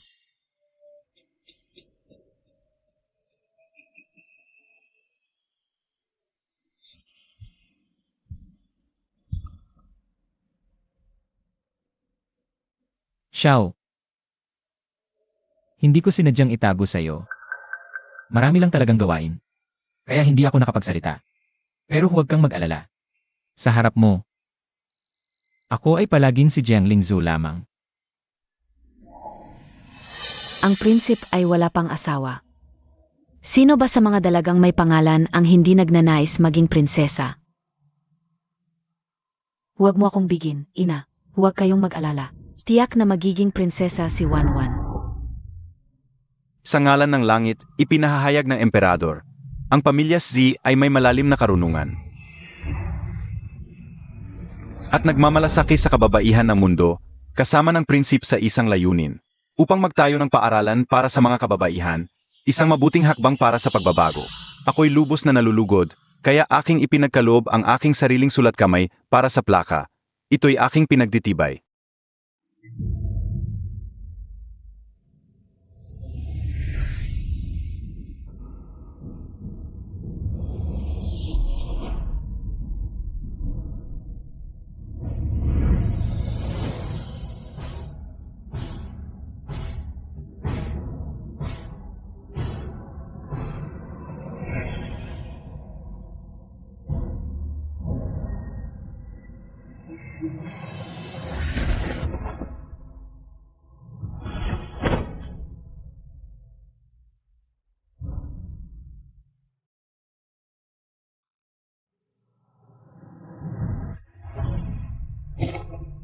Maraming salamat sa inyong kamahalan.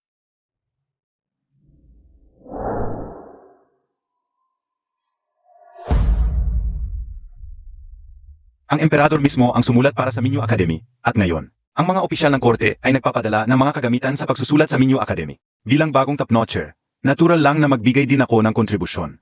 Yi Jinyan.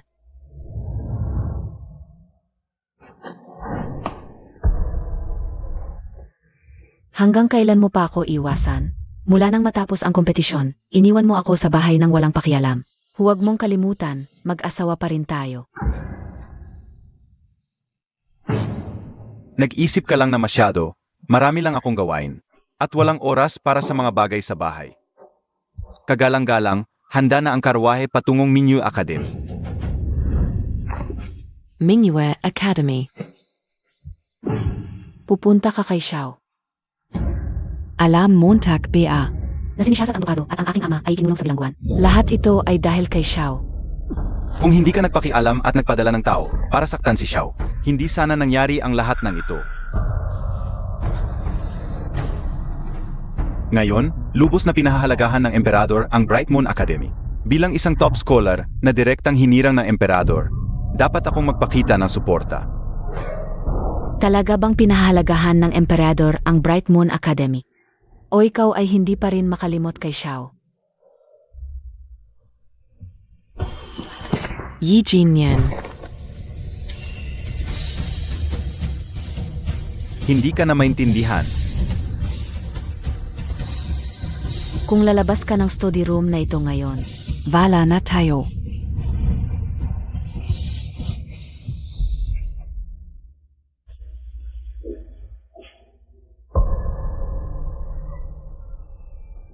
Vala na. Nawala na ang lahat.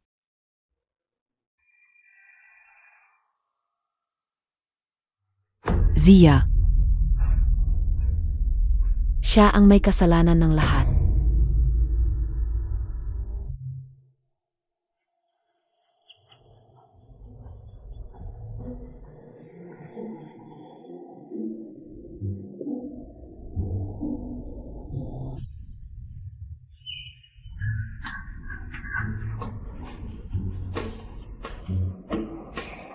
Bakit ang bilis maubos?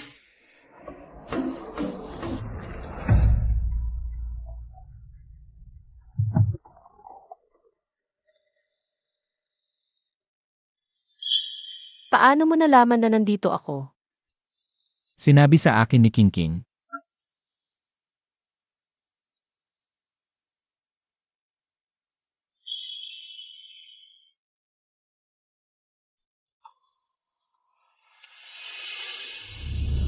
Umayag na ang ama ko na itatag sa Jiang Dynasty.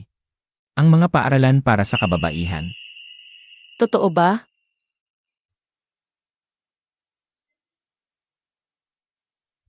Xiao ay nagpapasalamat sa Your Highness sa ngalan ng lahat ng kababaihan.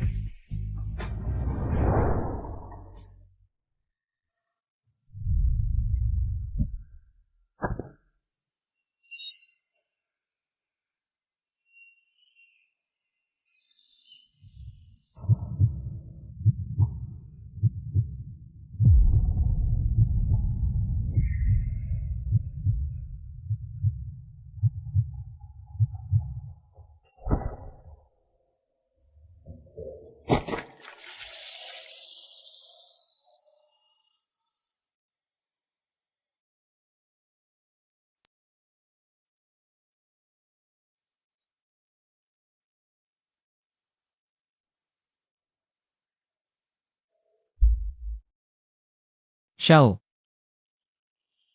Sa mga nakaraang taon, hindi kita hinanap. Alam kong para sa iyo, kapatid lang ang turing mo sa akin. Ngunit ako ay laging nagmamahal sa iyo. Ang puso ko ay tapat. Ang araw at buwan ang saksi.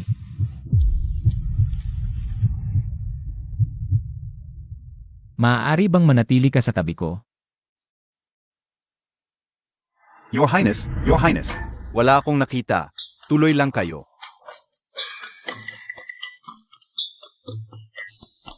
May gagawin pa ako, aalis na ako.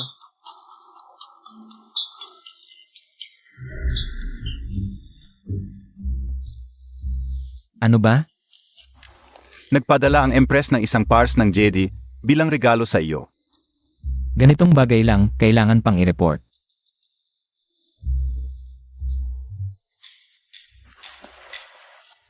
Hindi ba't ikaw ang nagsabi na lahat ng bagay sa bahay ay dapat i-report sa iyo? Ang pagkakataon ko ngayon ay dahil sa iyo. Xiao, hindi kita patatawarin.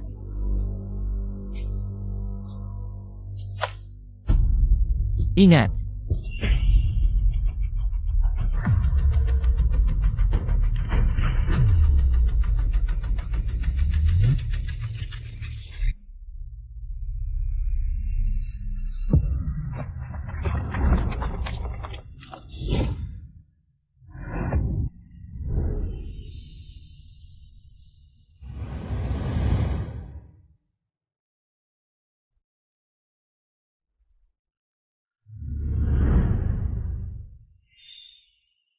Kaysa masaktan ka, mas gugustuhin kong ako na lang.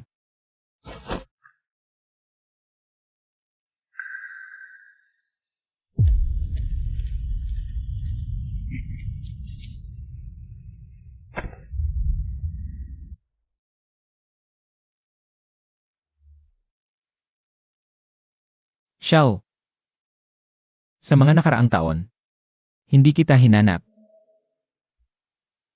Alam kong para sa iyo, kapatid lang ang turing mo sa akin. Ngunit ako ay laging nagmamahal sa iyo. Ang puso ko ay tapat. Ang araw at buwan ang saksi.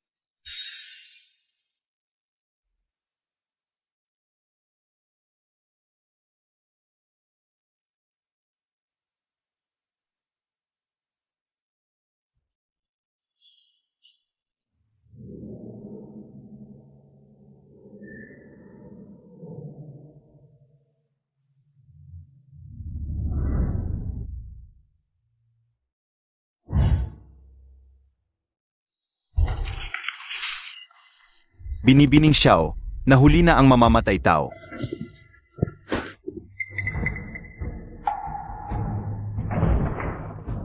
Bakit? Bakit mo ginawa ito? Bakit?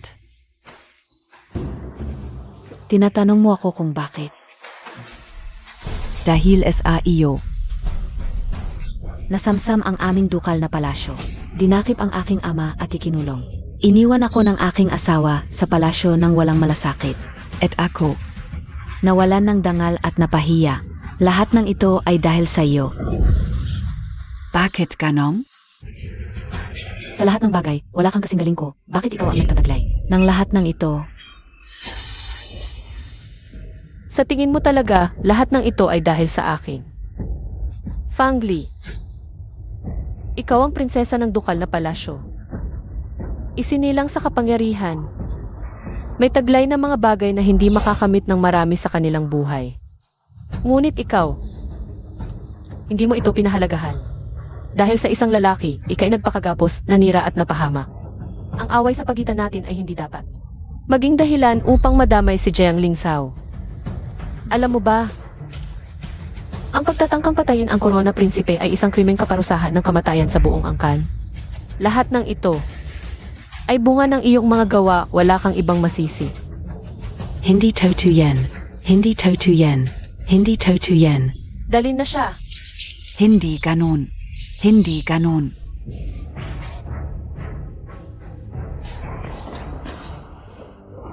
Sa kapangyarihan ng langit, ipinag-utos ng emperador.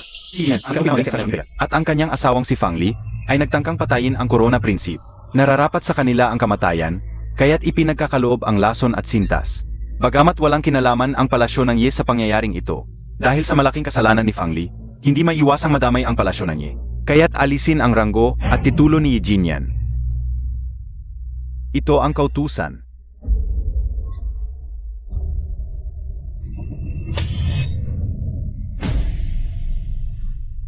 Tanggapin mo na ang kautusan.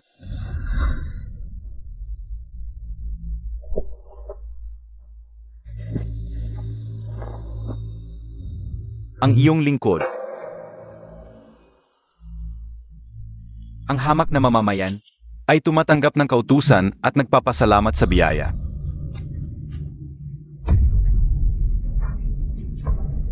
Wala na.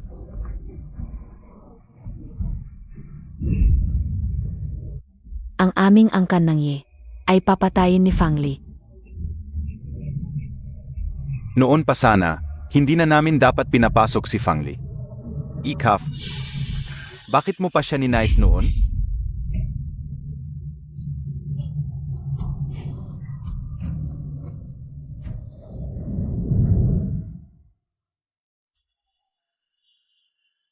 Ayon sa manggagamot, nakasalalay sa kanya kung gigising siya. Swerte ng prinsip.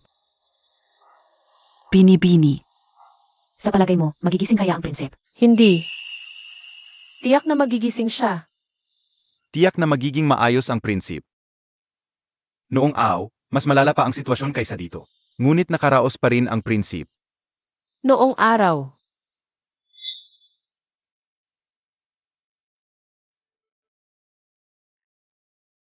Nang tanggihan ni Ginoong si ang utos ng emperador para sa kasal ninyo ng prinsip. Balak sana ng prinsip na pumunta sa Jiangdong ng personal. Ngunit sa daan, nakaranas sila ng baha. Upang iligtas ang mga residente sa paanan ng bundok, malubhang na sugatan at nawalan ng malay ang prinsip. Noon, sinabi ng mga doktor na walang pag-asa ang prinsip. Ngunit sa huli, nagising pa rin siya.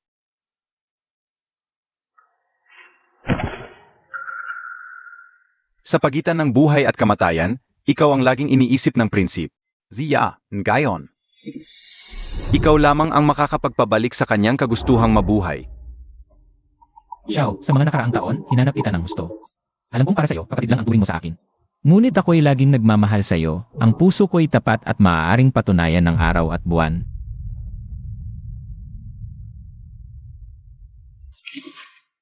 Jiang Lingsao. Dapat kang magising.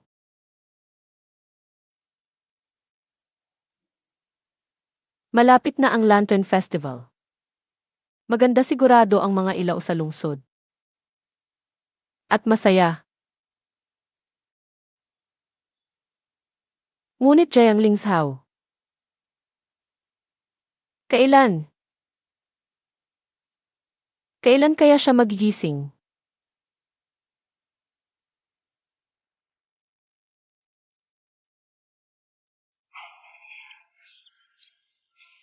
Jiang Lingsao.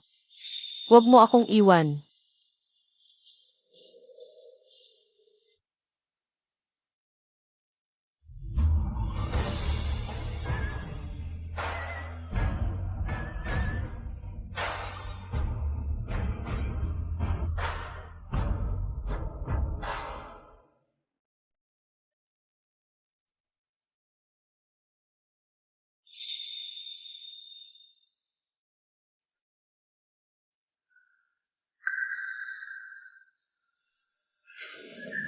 Nagising ka.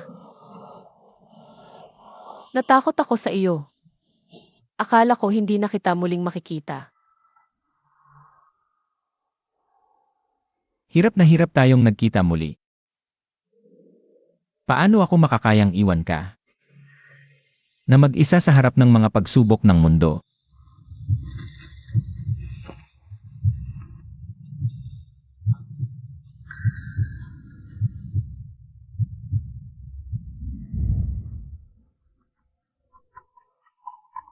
Kayong dalawa sa itaas. Narito kami. Bini-bini, gusto mo bang humiling? Epektibo rito. Maaga pa. Subukan mong humiling.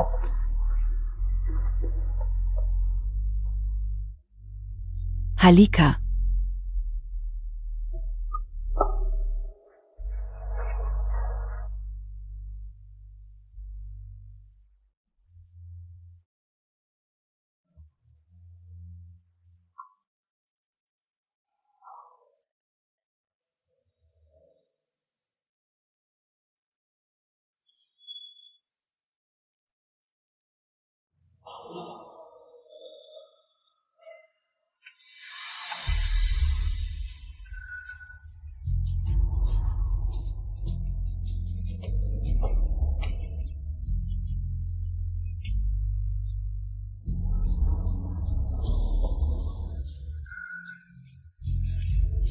Sama-sama tayong magsaya taon-taon, puno ng kasiyahan at bagong pag-asa.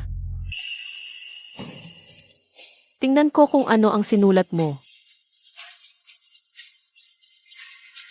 Basta't magkasundo ang ating mga puso. Kahit walang ilaw o buwan, okay lang.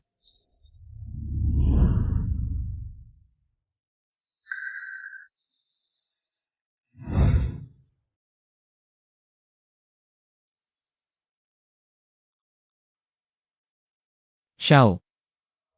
Sa buhay na ito, gusto ko lang na makasama ka habang buhay. Gusto mo ba?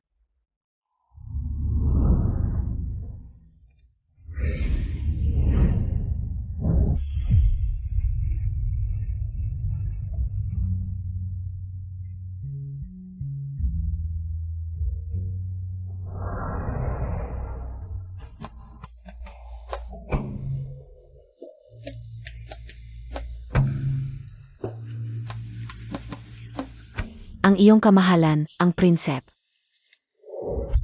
Heto, ito ay aking inihandang merienda para sa inyo.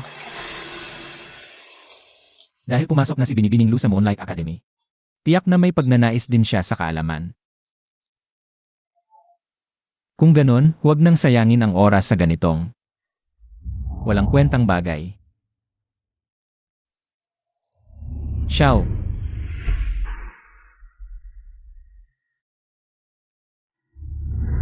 Tapos na ang klase ngayon. Gutom ka ba? Dinalhan kita ng paborito mong osmanthus cake.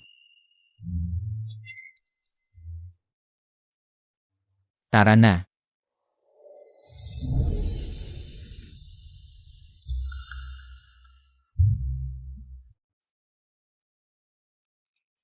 Guro. May itatanong po ako.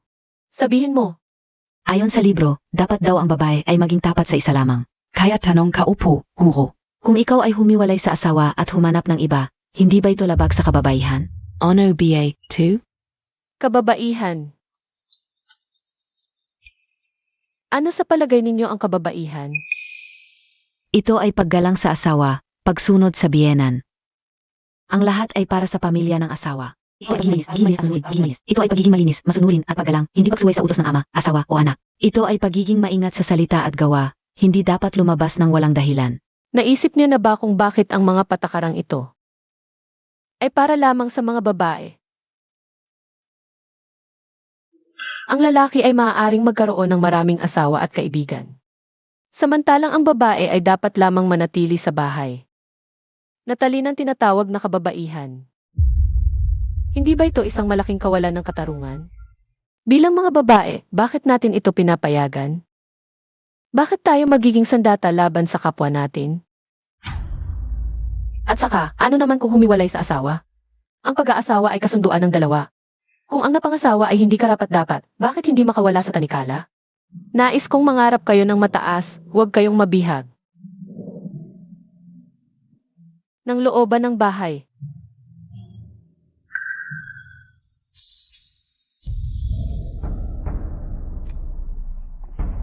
Ibig mong sabihin, ang prinsipe ay pumunta sa akademya para hanapin siya. Balita ko ay nagmamahalan sila. Pero ano ang silbi ng pagmamahalan? Ano kaya ang emperador na pasalan ng prinsipe Ansa? Babaeng napangasawa na? Ano ba ang pinagsasabi ninyo? Huwag ninyong pansinin. Dahil desidido na akong makasama ang prinsipe. Siyempre, hindi ko papansinin ang mga chismis na ito.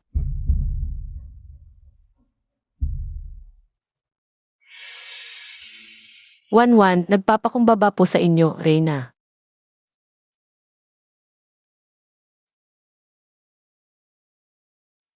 Narinig ko sa ina mo na pumunta ka sa Moonlight Academy. Kamusta naman? Nakita Montag ba si Ling Zudon? Nakita ko po siya, pero abala ang prinsep. Hindi ko po siya nakausap. Hindi na rin bata si Ling Xiao.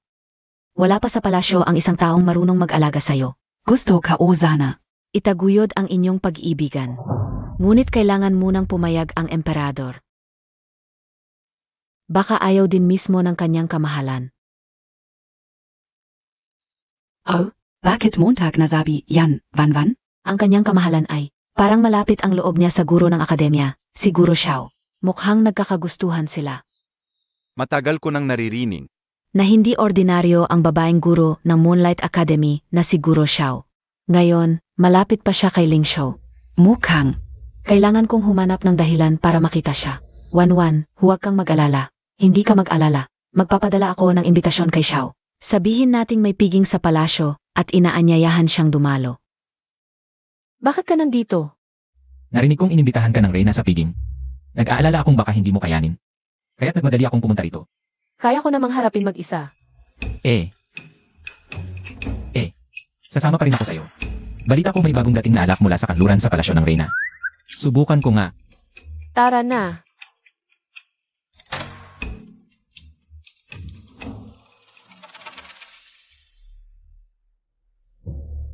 Ang puso ng kanyang kamahalan ay para lang sa babaeng guro. Kung gusto mong makuha ang posisyon bilang prinsesa, kailangan mong kumilos ng matapang.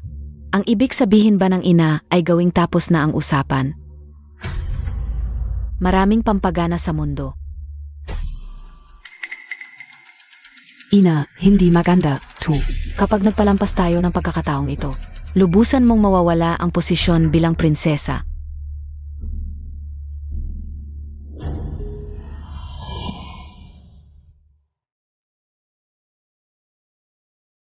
Bumabati ang inyong anak, Inang Reyna. Ling Zu, bakit ka nandito? Dumating po ang inyong anak upang magbigay galang sa Inang Reyna. Nakasalubong ko po si Xiao sa daan.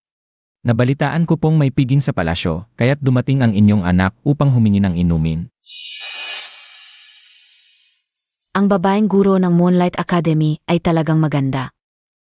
Maupo ka.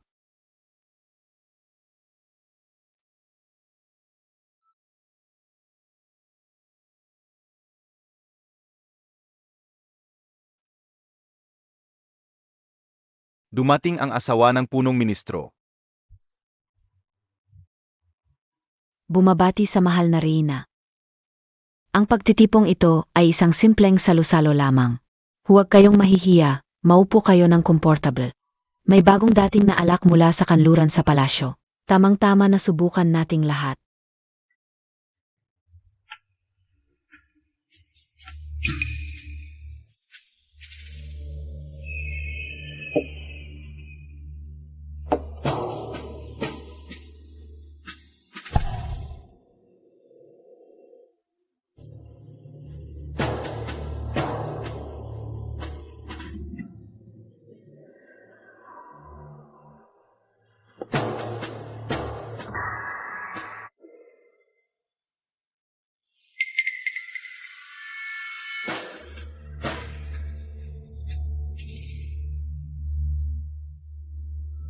Kanyang kamahalan, inom po ako para sa inyo.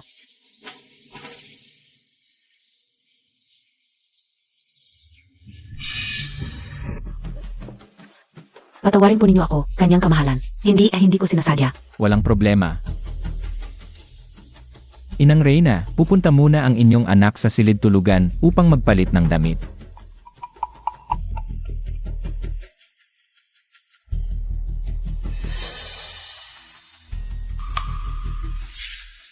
Hindi maganda.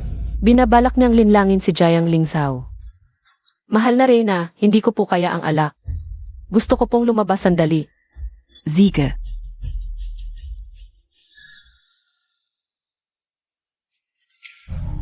Kanyang kamahalan.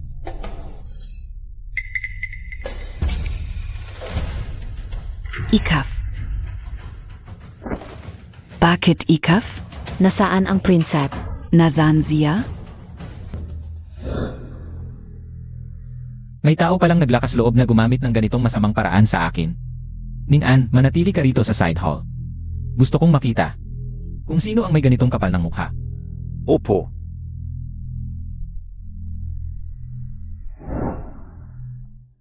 Alam mo ba, na ang ganitong masamang paraan ay hindi magdudulot ng gusto mo? Kung ipagpapatuloy ito ng prinsipe, maaaring madamay ang iyong mga magulang at kamag-anak. Ako. Hindi ko alam. Ako ay Epsilon. Bilis, palibutan ninyo ito. Anong gagawin ko? Nagkamali ako. Hindi ko na ito ulitin.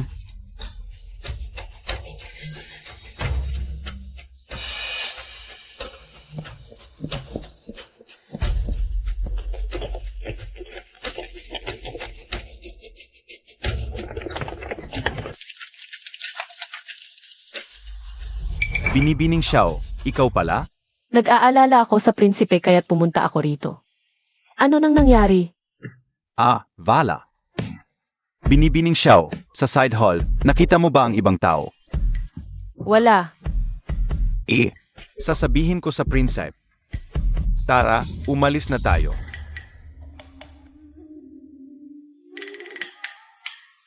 Habang walang nakakapansin, umalis na tayo ngayon. Ako. Lubos kong gustong paghiwalayin kayo ng Prinsep. Bakit mo pa ako tinulungan? Ang bagay na ito ay tiyak na hindi mo lamang plano. Bagamat mayabang ka, hindi ka naman masamang tao. Alam kong patuloy kang tumutulong. Sa mga mahihirap na estudyante, ipinakikita na hindi masama ang iyong puso. Luwan-wan, hindi ako ang tumulong sa iyo. Ang iyong kabutihan ang tumulong sa iyo. Salamat.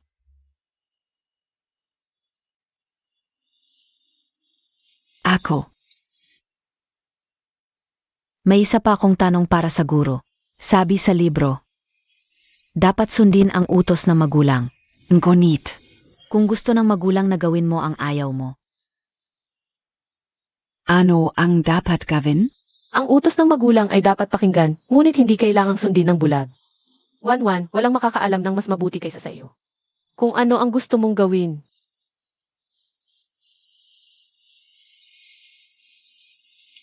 Salamat, Guro.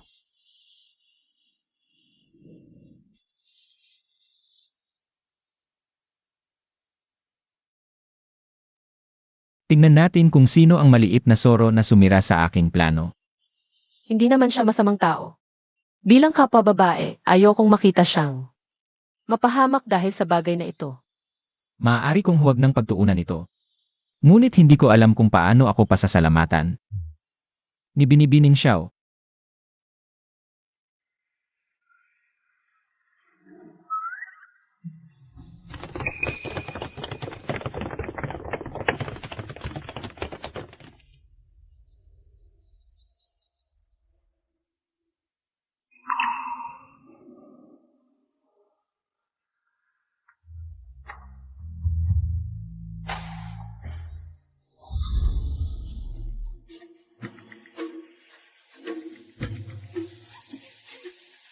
Ginang, nabigo ang plano. Ang pumunta sa side hall ay ang babaeng guro ng Mingyue Academy. Ang binibini? Sinabi niyang nahihilo sa alak, kaya't maaga siyang umuwi. Siraan mo ang plano ko. Hihintayin kita. Binibini, sa wakas ay nakabalik ka na. Naipresenta na nila ang kanilang mga regalo kay Rina. Ang dala naming painting. Ipapakita din ba natin? Ito ang pinakatanyag na obra ni Ji Simingcheng. On Clouds and Mountains. Ang laki naman ng handog ng primera. Binibini, nasa atin ang painting ng Clouds and Mountains ni Tai, di ba? Nabalitaan kong mahilig kayo sa mga gawa ni Ji Siming, Rina. Kaya nag-ipon ako para bilhin ito. Sana ay magustuhan ninyo.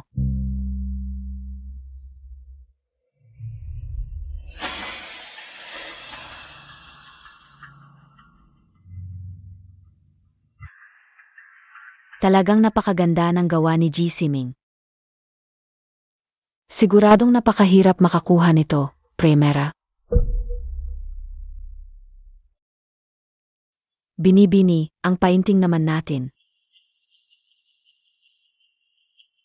Ibalot mo. Sa ibang araw na lang tayo magbibigay ng regalo kay Reyna. Si Binibini Xiao ay may dala ring painting. Kung gayon, bakit hindi natin pagtulungang tingnan? Anong painting ang dala Montag? Ipakita mo sa akin. Titingnan ko kung anong klaseng painting ang kayang dalhin. Ng isang promdi na tulad mo.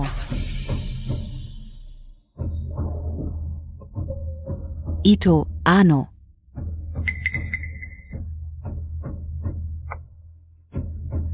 Ano? To? Bakit alawa ang painting ng Clouds and Mountains? Alam kong isa lang ang orihinal na ipininta ni Ji Siming. Kung gayon, isa sa mga ito ay fake. Kung walang pera, huwag na lang magregalo. Huwag naman fake ang ibigay. Isang malaking insulto, yan kay Rina. Paano ninyo nasabing peke ang painting ko, primera? Sa palagay ko, ang sa inyo ang mababang uri ng peke. Ang kapal ng mukha mo. Nandito si Rina, huwag kang magsinungaling. Sobra ang halaga ng mga painting ni G. Siming. Isang promdi ka lang, paano mo ito mabibili? Tama. Hindi gagamit ni G. Siming ang ganitong murang papel. Isang malaking kasalanan ang lokohin si Rina. Hindi peke ang painting ng aking amo. Siya ay isang inapo ng pamilya Siming. Ang kapal naman ng mukha mo. Nandito si Raina. Nagpapanggap ka pang inapo ng pamilya Siming.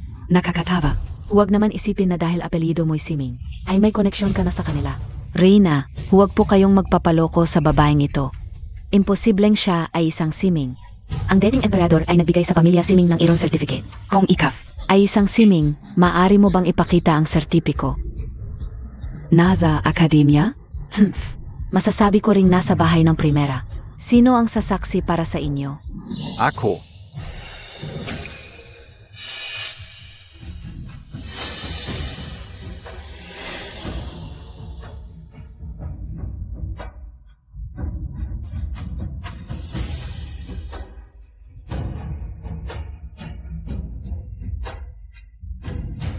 Mabuhay ang emperador. Mabuhay ang prinsep. Zia. Kanina lang, humingi sa akin ang prinsip na ipakasal kayo, kaya personal akong pumunta. Para itanong ang opinyon mo. Gusto ko. Mabuti, mabuti. Siya pala ay tunay na angkan ng pamilya Si. Wala akong masamang intensyon sa iyo, nag-alala lang ako. Ang taong gusto ni Ling Shu ay hindi angkop, kung alam ko lang noon. Na ikaw ay angkan ng pamilya Si, tiyak na ipagtatanggol kita ng maayos. At hindi ka hahayaang magdusa.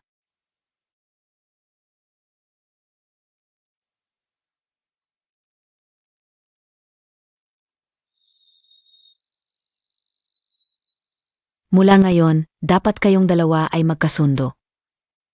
At magtulungan sa buhay.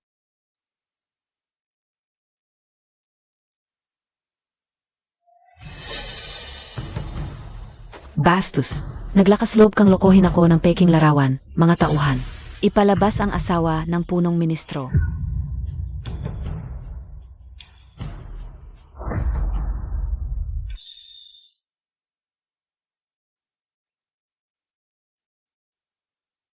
Zia.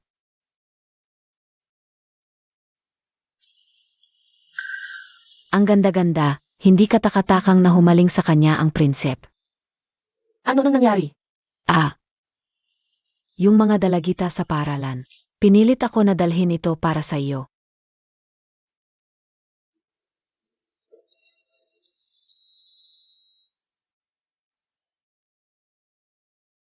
Salamat sa iyong gabay sa paaralan. Mahal ko ang ating pagkakaibigan. Malaki ang pag-unlad ni Wanwan sa pag-aaral sa tamang panahon. Tiyak na mas hihigit pa siya sa kanyang guro.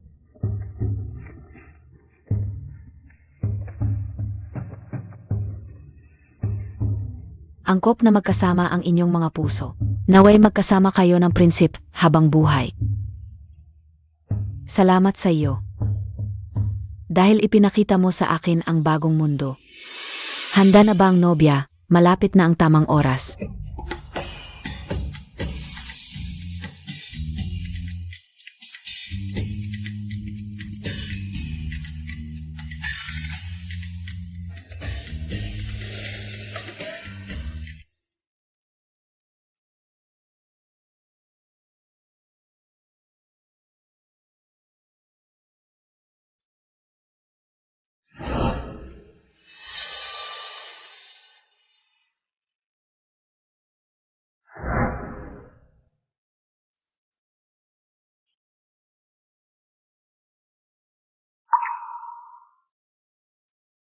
Xiao.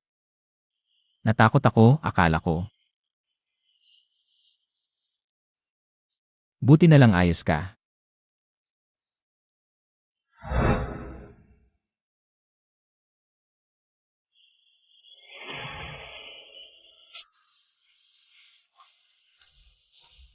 Gising ka na. Natakot ako. Akala ko hindi na kita makikita pa.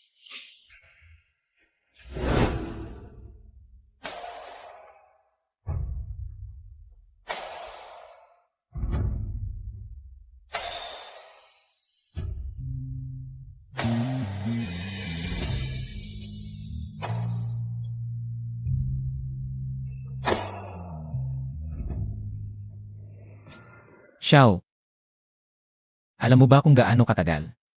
Akong naghintay para sa araw na ito.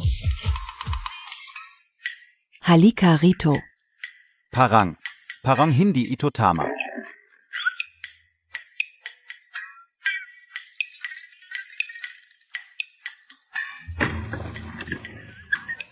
Naway magkasama kayo ng prinsip, habang buhay at magkaisa ang puso. Gantimpalaan. Ewan ko sa'yo, ikaw lang ang marunong magsalita. Ang binibini ay parang bulaklak ng tagsibol, ang prinsipe ay matayog na puno. Talagang angkop na magkasama, biyaya ng langit. Naway magkaroon kayo ng anak sa lalong madaling panahon. Gantimpalaan, lahat ay gantimpalaan. Ano nang hinihintay mo, magmadali ka at tanggapin ang gantimpala.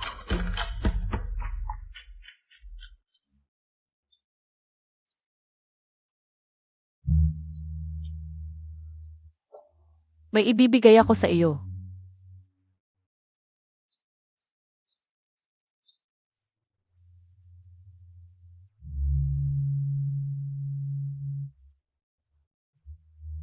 Ano ito?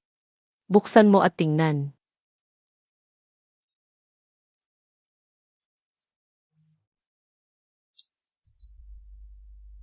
Naitago mo pa pala ito.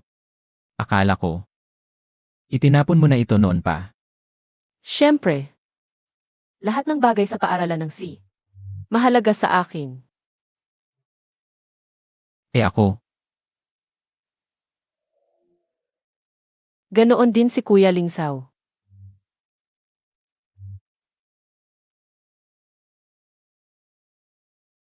Xiao. Isang malaking biyaya na makita ka ulit sa buhay ko.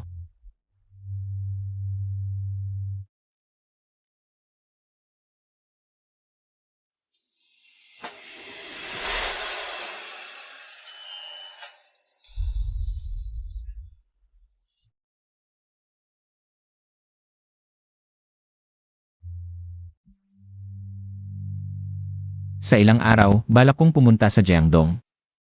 Mahal, gusto mo bang bumalik sa Jiangdong? Talaga? MM. Kailan tayo aalis?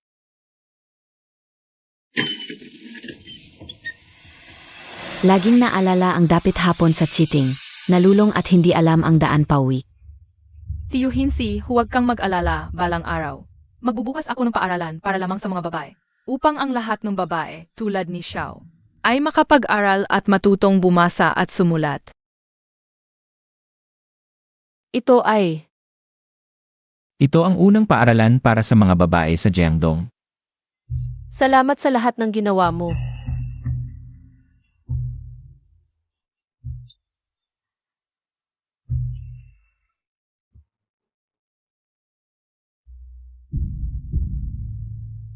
Tatay, kung nandito ka, siguradong masaya ka para sa kanila.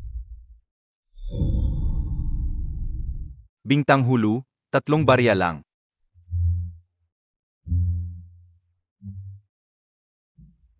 Mahal, hintayin mo ako.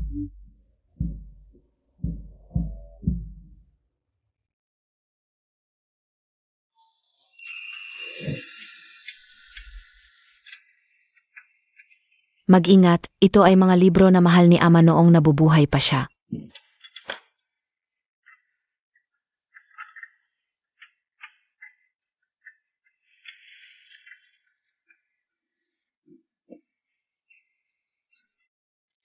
Noong buhay pa si tatay.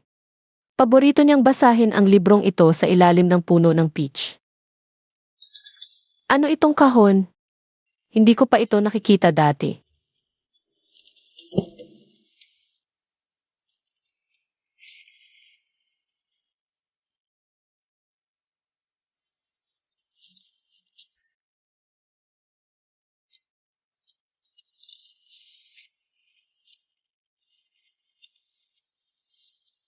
Sayaw. Ilang araw na akong narito sa Kanghaw, napakaganda ng tanawin dito. Magugustuhan mo ito. Ang Sichuan, may magagandang bundok at ulap, napakagandang tanawin. Sana nandito ka sa tabi ko. Palagi pala siyang sumusulat sa akin. Mahal, anong nangyari?